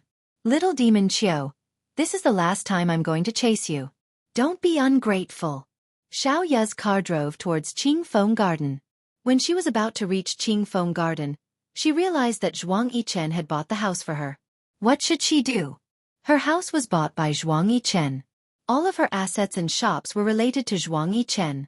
Not waiting? Of it. Of Zhuang Yichen. Where could she go? She could only go to the hotel. She did not want to go to the hotel. She was going to buy a new house tomorrow. So what if she started with Zhuang Yichen? Wasn't she also working hard to earn money? Of Zhuang Yichen. Zhuang Yichen was clearly dragging his feet and refusing to get married. How could a man like him be short of women? Every time he attended her press conference, he would bring a woman with him. He claimed that he was a clean freak, but who knew if he had an affair with those women? Everyone said that Zhuang Yichen was the most mysterious bachelor in Haicheng. Yes, he was the most mysterious. He was so mysterious that she couldn't understand him even though she had been with him for 4 years. Other than knowing that he always liked to press her under him in bed, she didn't know anything else. He liked to be in control of everything. It was the same for everything. Her press conference would be held wherever he wanted it to be. Her interview would be done by whichever magazine he wanted it to be. He never asked for her opinion and only received calls from Li Yong from time to time. Miss Chiu, starting next week, there will be a fashion show on the TV station. You will be a special guest and you will be participating in every episode. Young master wants you to prepare for it. He was always like this, making arrangements for her. Being famous wasn't enough. She had to be extremely famous. Other than forcing him to get married, she had never done anything against him, including breaking up with him. He had agreed to it without hesitation. Xiaoya pounded on the steering wheel with all her might. The loudspeaker was suddenly blaring on the road. Zhuang Yichen's car was following behind. He wanted to keep following her, but when he saw her car swaying and the loudspeaker blaring, he stepped on the accelerator and overtook her. The car windows were parallel and he looked to the right. The lights in the car were on and he could see the woman's face clearly. She opened her mouth and seemed to be screaming. As she screamed, she pounded on the steering wheel. The water stains on her face reflected the light.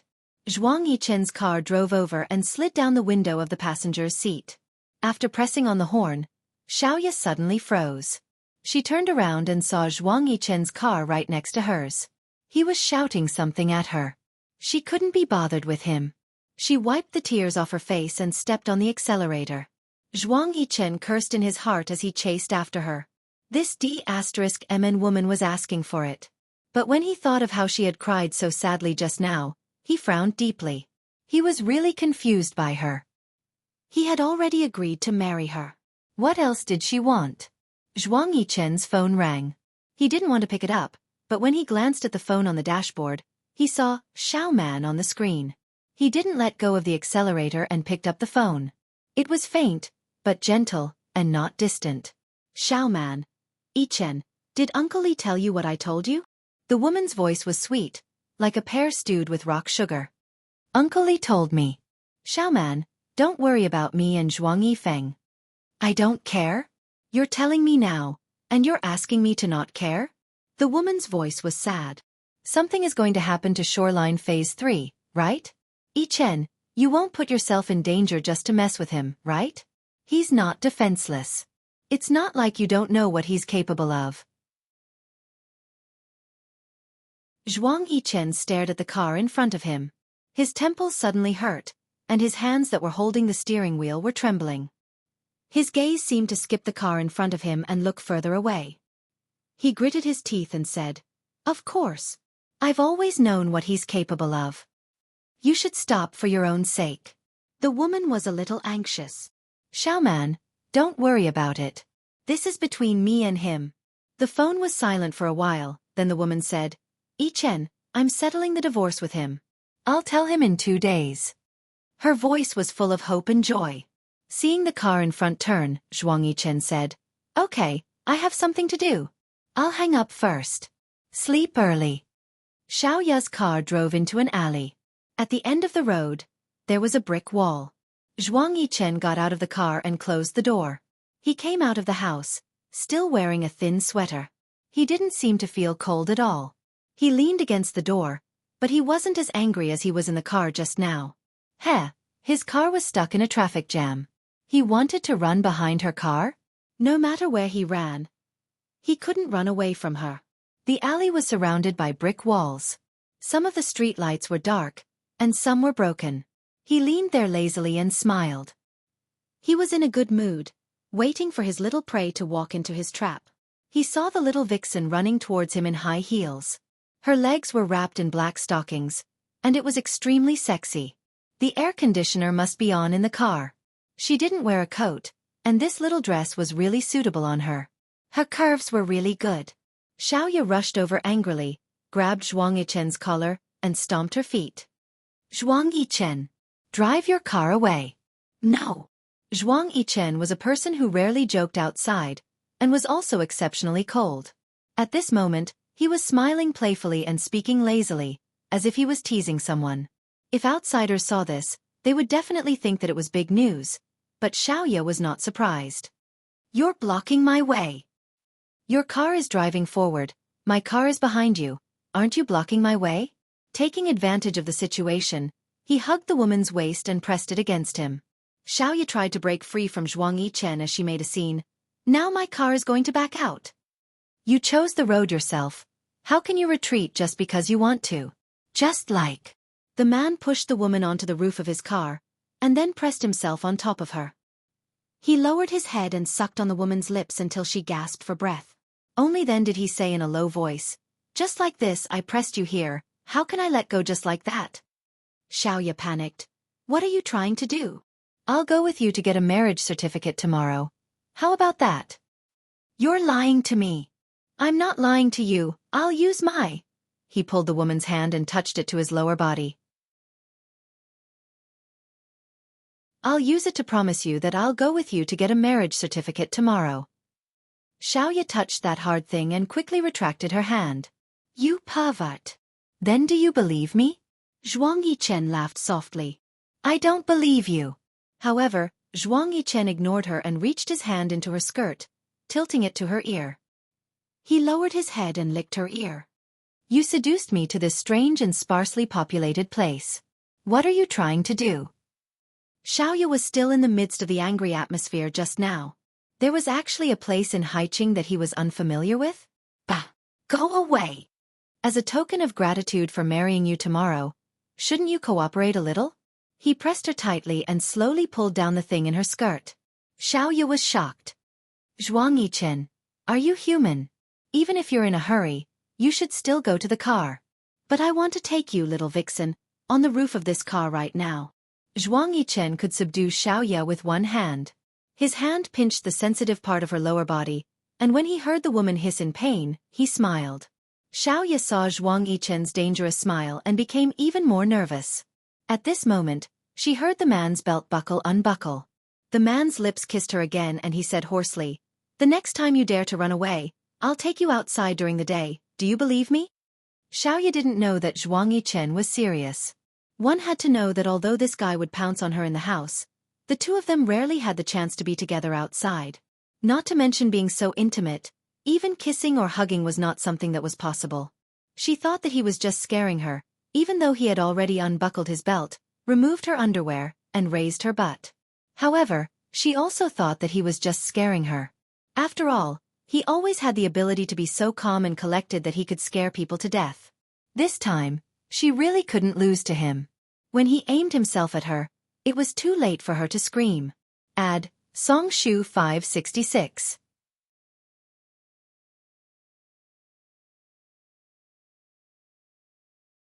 Chapter 754. There was no one at first, but you called a few people over. "I don't care." He pushed her in. Ah! The winter wind was still a little cold. However, the roof of the car was still a little warm. Although Xiaoya was not wearing a jacket, she did not feel cold at all. Zhuang Yichen did not feel cold at all. He welded himself into her body, rubbing and pressing, listening to her suppressed and excited moans.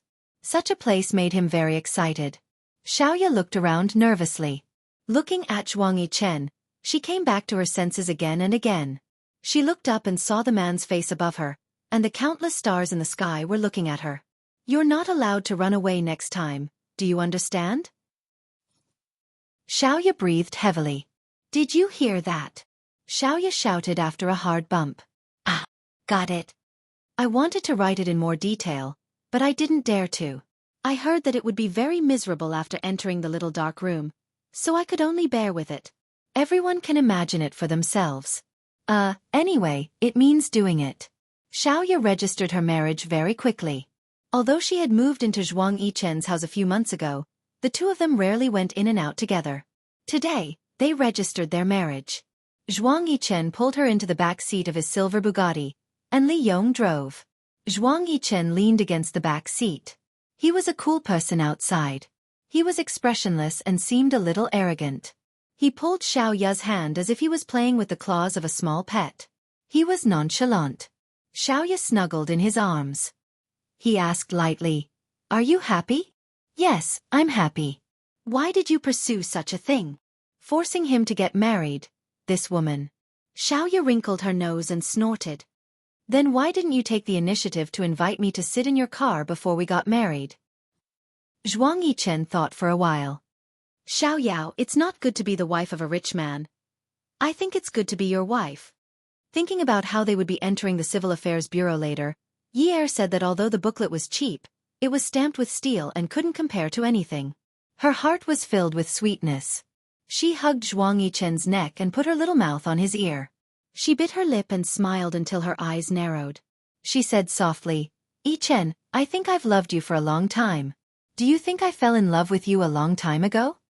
The woman's voice was like a feather, brushing his ears again and again. Li Yong glanced at the rearview mirror and found that the young master, who had always looked cold, was smiling gently.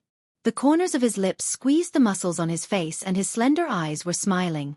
Zhuang Yichen didn't look at Xiaoya. He looked straight ahead and reached out to take the little head on his shoulder. He moved it closer to him. His gaze was still looking straight ahead and he smiled faintly, but his mouth was close to her ear.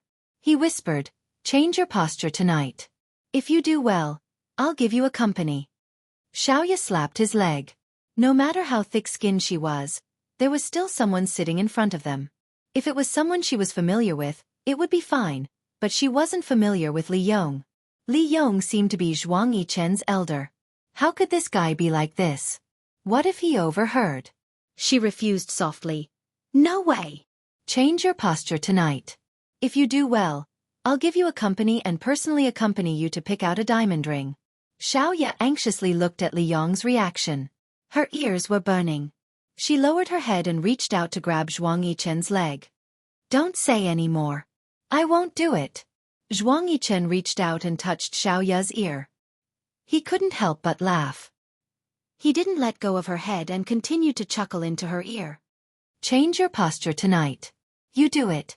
If you do well, I'll give you a company and personally accompany you to pick out a diamond ring. In half a month, I'll give you a grand wedding. Xiaoya was stunned for a moment. She suddenly lay down on Zhuang Yichen's leg. Zhuang Yichen lowered his head to look at her. He saw that her back and shoulders were trembling and felt a wet touch on his leg. He raised his hand in the air and after a while, it landed on her hair. He still remembered that time when she met Kong Yiyun. In Kong Yiyun's wallet, there was a photo of her. At that time, her hair was long and the flowers that bloomed from her eyes were all lotus flowers. The smile at the corner of her mouth was pure and beautiful. He had never asked her what had caused her to become like this today. At least, he had never seen her with her long hair. She had never smiled at him like she did in that photo. Her hair was now just past her earlobes. She liked to wear sexy and enchanting clothes. Her makeup was the same, charming and enchanting. From the first time he saw her, she would move her snake-like waist to seduce him. She would sit in his arms generously. She treated him to a drink, but he was the one who paid the bill. There was a period of time when he wondered why he had never seen Xiaoya Qiu like in the photo. But now that he thought about it, from the beginning, the person he saw was Qiu Xiaoyao. In the following 4 years, the woman who was entangled with him countless times was also Qiu Xiaoyao. This demon had already cultivated into a spirit. The Qiu Xiaoya Qiu with long hair and pure eyes was just a synonym in the process of growth. Ye Chen's external appearance. Her hair was very soft. In his palm, it was smooth. Just like the 4 years they had been together. It was very smooth and smooth. Except for that accident in the swamp, their relationship had always been very smooth. Breaking up did not affect them at all. Agreeing to marry her was something he could not understand at that time. It was just a bed partner. How could he lack one? Not all bed partners were Qiu Xiaoyao. This woman had been with him for 4 years. He had always admired her indifference. It made him feel no pressure at all. But when she said that she wanted to break up without caring, it completely messed up the balance between them. He thought that it was just an occasional mess and that it would be straightened out one day. But after she was in danger on the grassland, it messed up his balance again. She said that before she died, her last wish was actually like that. Xiaoya almost lost control of her emotions when she heard Zhuang Yichen say, I'll give you a grand wedding. She wanted a wedding. A wedding to prove that Zhuang Yichen had a woman by his side called Xiaoya. But she was not greedy enough to want a grand wedding. She pinched her arm, thinking that she was dreaming. He said half a month. Half a month. She had begged for so long but could not get it. But he said half a month. Xiaoyao, don't blame me for not reminding you. When we get the marriage certificate later, we have to take photos. If your eyes are red, then the photos can't be changed. Zhuang Yichen stroked the woman's hair and said slowly. Xiaoya immediately controlled her emotions. When she sat up, she quickly took a tissue and a mirror to clean her face. You've dirted my pants. What should I do? Zhuang Yichen looked at Xiaoya and pointed at the wet marks on his legs. He said seriously, go back and change. No. Xiaoya threw the mirror and tissue away and hugged Zhuang Yichen. No. The photos only take the upper body. The pants can't be seen. It's okay. Zhuang Yichen, seeing Xiaoya throw the mirror and tissue away, he could not help but laugh. But at this time, he only smiled faintly. But I can see, and it's wet and uncomfortable. How pretentious. How can a man be so pretentious? Aren't my tears salty salt too? Every time you work out, don't you sweat when you go out to play basketball? Aren't they salt too? Your sweat can get on your body, but my tears can't? Why are you so pretentious? You're very sharp-tongued. You force me to. Zhuang Yichen raised his hand and swept it. His slender fingers clasped on his knee and gently tapped it. Hey, what do you think of the conditions I mentioned to you just now? Xiaoya thought about her grand wedding and shrugged. She smiled nonchalantly and said, I'm fine. I'm afraid that you won't be used to it. Why wouldn't I be used to it? Little Ya leaned over and whispered in his ear. If I'm on top of you, will you be used to it? Zhuang Yichen raised his eyebrows casually. Of course. Liar, you've never been used to it. Don't think that I don't know. Zhuang Yichen did not care that the driver was still sitting in front of him. He shook his head. That's because you're not good enough. Why don't I do it? Xiaoya was so shocked that she covered his mouth. Why are you speaking so loudly? What did I say? I only said that your skills need to be improved. You have to be worthy of the gift I gave you, right? Xiaoya thought that it was better to stop talking. If she continued, Li Yong would treat the young master like heir, but he would feel uncomfortable with her, the young madam who had suddenly become the young madam. She kept fanning her eyes. When the photo was taken, Xiaoya was very excited. The photographer teased, looks like the bride has succeeded in her marriage. Xiaoya blushed and suddenly showed a hint of shyness. The camera flashed and the photo was taken. The moment they received the marriage certificate, Xiaoya took a photo of it and sent it to Zhang Zhao, Yi Er, and Xia Qian. She thought to herself, I'm now a married person too. Xiaoya and Zhuang Yichen walked out of the Civil Affairs Bureau. Suddenly, someone called out to them. The two of them turned around at the same time. When Zhuang Yichen saw who it was, he frowned. Xiaoya also frowned when she saw this person. She knew this person. It was Zhuang Yifeng. He didn't look like Zhuang Yichen. Zhuang Yichen's appearance was masculine, while Zhuang Yifeng was more feminine. Although he looked good when he smiled, it always made people feel that he was up to no good. Of course, Zhuang Yichen wasn't a good person either, but at least he wouldn't smile carelessly. She had always known that Zhuang Yichen didn't have a good relationship with his family.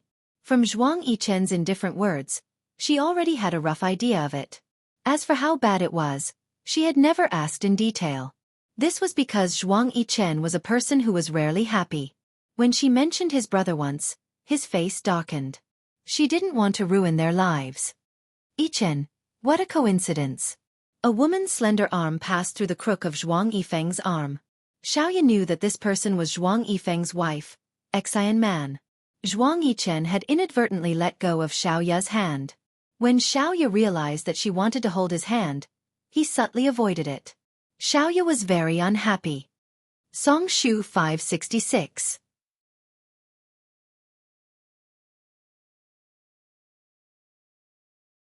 Chapter 755. Yeah, what a coincidence, Zhuang Yichen replied faintly, sounding very distant.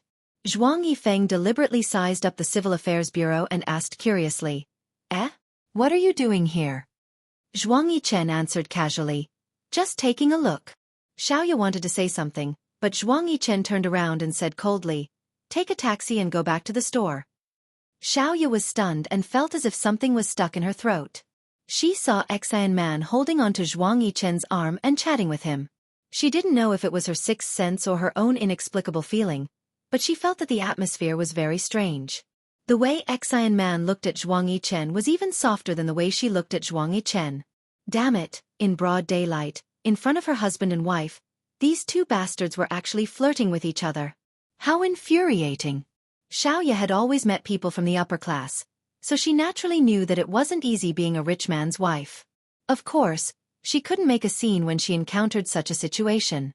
She had never thought that she was Zhuang Yichen's only woman. In fact, she had always felt that she was just one of Zhuang Yichen's many women. However, Zhuang Yichen's scandals never ended. Zhuang Yichen and Zhuang Yifeng didn't have a good relationship and had always been at odds with each other. Xiaoya didn't know the reason, but now that she saw that Zhuang Yichen was only looking at someone else's wife, she suddenly had a bold thought. Zhuang Yichen hated Zhuang Yifeng. Could it be related to Xian Man? As her thoughts drifted, she heard the man's cold scolding. Why aren't you leaving? Zhuang Yifeng laughed out loud. Yichen, it's not good to be so fierce to Miss Qiu. Xiaoya felt uncomfortable being sized up by Zhuang Yichen. Zhuang Yichen didn't give her face, but she could not give him face. She stood elegantly and smiled politely.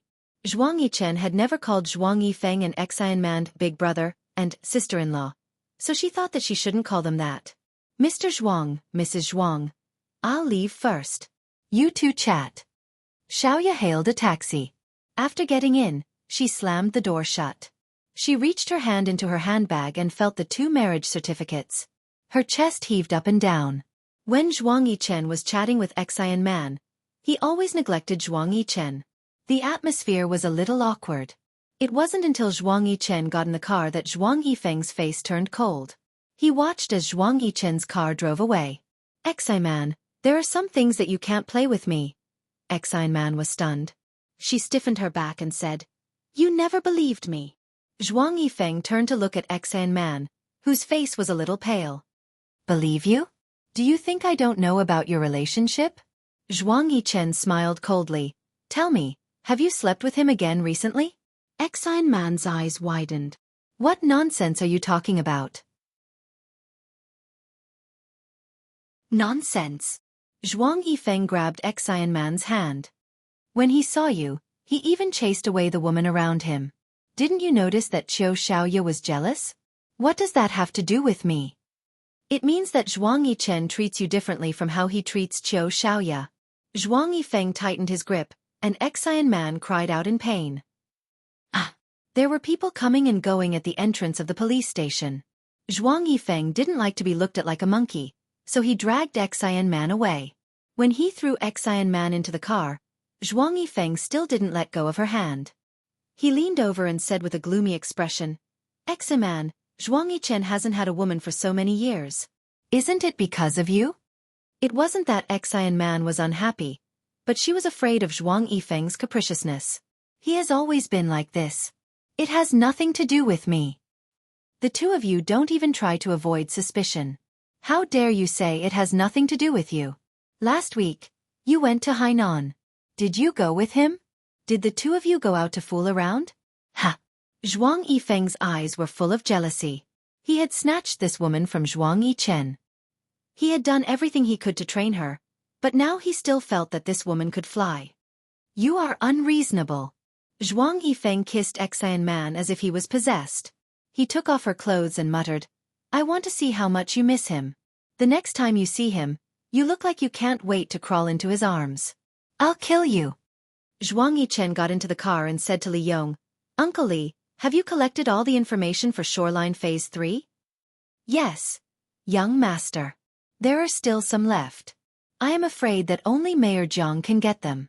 Okay, I'll go look for him tonight. Zhuang Yichen held his phone in his hand and pressed the screen with his fingers. He looked at the time and felt that Jiang Zhao should not be free at this time, so he waited for a while until the car arrived. Only when he was downstairs at Stars International did he make the call. Brother Zhao. What's up? Jiang Zhao clipped his phone to his shoulder. He held a pen in his hand and quickly wrote on the note. After he finished writing, he tore the note and passed it to Li Ran. Li Ran looked at it and said softly to Shen Kai, who was sitting on the sofa. Mr. Shen, please wait for a while. Shen Kai nodded and did not say anything. Jiang Zhao continued to work. I'll send the information for Shoreline Phase 3 to you tonight? Zhuang Yichen's question was very tactful. He could not just ask him directly, when are you going to get rid of Zhuang Yifeng for me? Tonight? Jiang Zhao looked at Shen Kai and hesitated. Shen Kai sat on the sofa and shrugged. He raised his right hand and gestured for Zhuang Yichen to go ahead. Zhuang Yichen asked, "You are not free?" Looking at the generous Shen Kai, Jiang Zhao could not take advantage of him. Okay. Zhuang Yichen thought for a while. How about this? You can send the information to my house. I will settle other things tonight and go back to look at the information. I will call you again. Okay. I will not disturb you from your work. Goodbye. Goodbye. Zhuang Yichen hung up the phone. Uncle Li, help me wrap up the jade pillow that I bought last time. Ah. Li Yong was puzzled. That item had cost a lot of money. Are you giving this jade pillow to Mayor Jiang? Zhuang Yichen thought for a while. I don't have any use for this item. Mrs. Jiang is pregnant now, and jade is good for her health. The last time we bought this jade pillow, the seller had said that pregnant women will get upset easily. That jade pillow is not an ordinary jade pillow. It can help pregnant women to sleep better. Just send it over. But what if Mayor Jiang does not accept it? It's not up to me. I'll get Xiaoya to do it. Okay. I will go back in the afternoon to wrap it up. Zhuang Yichen nodded and alighted from the car. Shen Kai sat on the sofa and crossed his legs. Mayor, you are really busy. Busy as you? Jiang Zhao was really busy. He does not want to work overtime at night. If he can hold meetings during the day, he will not hold them at night. If he can let the deputy mayor handle the social activities, he will not do it himself. Yes, of course you won't be as busy as me. Your family doesn't have anything to run around. When Shen Kai talked about big things, he also had an indifferent expression. If Jiang Zhao did not guess wrongly, the only time Shen Kai was jealous in front of him was because of Shen Xian. Jiang Zhao signed the last document in his hand. Okay. He put down his pen and walked to the reception area. He sat down. Is the Shen family's situation so bad now? It's not that bad. Shen Xian's matter has indeed put the Shen family in a very passive position. Fortunately, the old man has always been a very strong person. The Shen family will not collapse. We have mines in Shaanxi and Yunnan. We just need some time and will be able to recover very soon. But right now, recovery is not that fast. Jiang Zhao, on the other hand, admired old Master Shen's courage, and he was more and more impressed with Shen Kai. You came to me so openly to ask about the internal projects. Is it okay? Shen Kai pouted. Yes, it is not okay. If not, you should give up your mayor position for me. Then I will not look for you. Ha ha ha. Jiang Zhao laughed out loud. Let me put it this way. The bidding for the Ocean Bridge project requires a large amount of funds as a deposit. I have an idea. Tonight, I'll ask Fei Yan out. You guys can sit together and have a good talk. If this project is taken over by the Qin and Shen families, I feel that no other company will be able to snatch it. Mayor Jiang, tell me. How should I thank you? Before Jiang Zhao could say anything, Shen Kai had stood up and sighed. You should not want to marry me. I will pay for dinner. Jiang Zhao stood up and wanted to give him a punch. Shen Kai quickly took a step back and raised his eyebrows. I am not taking benefits for free. Let me tell you something. Someone reported you and Zhuang Yichen. Jiang Zhao paused for a moment. Report. Yes. It is anonymous. Shen Kai was no longer joking. But from the contents of the report, it seems that the person who reported you is not very familiar with your situation. I don't think there is any solid evidence. Jiang Zhao laughed. In this society, there will be waves even if there is no wind. Shen Kai knew some things were not suitable for him to know. So, he did not ask any more questions and left. Qin Fian called. Brother, come home for dinner tonight. Fian, I have an appointment with Shen Kai tonight. You should join us. Are you serious? I have already told Qian to show off her skills tonight. It's the project of the Cross-Sea Bridge. My time is also tight. You arrange it yourself. Zhang Zhao was still a little annoyed by the matter mentioned by Shen Kai at this time. Therefore, his words were a little stiff. Qin Fian could tell that Zhang Zhao's tone was not good. He did not say anything else and hung up the phone. Zhuang Yichen looked at the documents prepared by Li Yong. If it was not for Zhang Zhao, he would not have been able to solve this problem. He would have to create trouble on stage. He did not want to delay Zhuang Yifeng's matter any longer. Now, Zhuang Yifeng still wanted to get old Zhuang out of prison? He would not give them the chance to do so. It was not time for Xiaoqian to get off work. The minister came over with a smile. Xiaoxia, you can get off work now. Ah! Xiaoqian was confused. Why? Young Master Fian is here to pick you up. Come and see. Song Shu 566. You're tuning in to the Xiaofan's Wuxia Tales YouTube channel. Don't forget to subscribe and join us on this journey to catch the most captivating stories.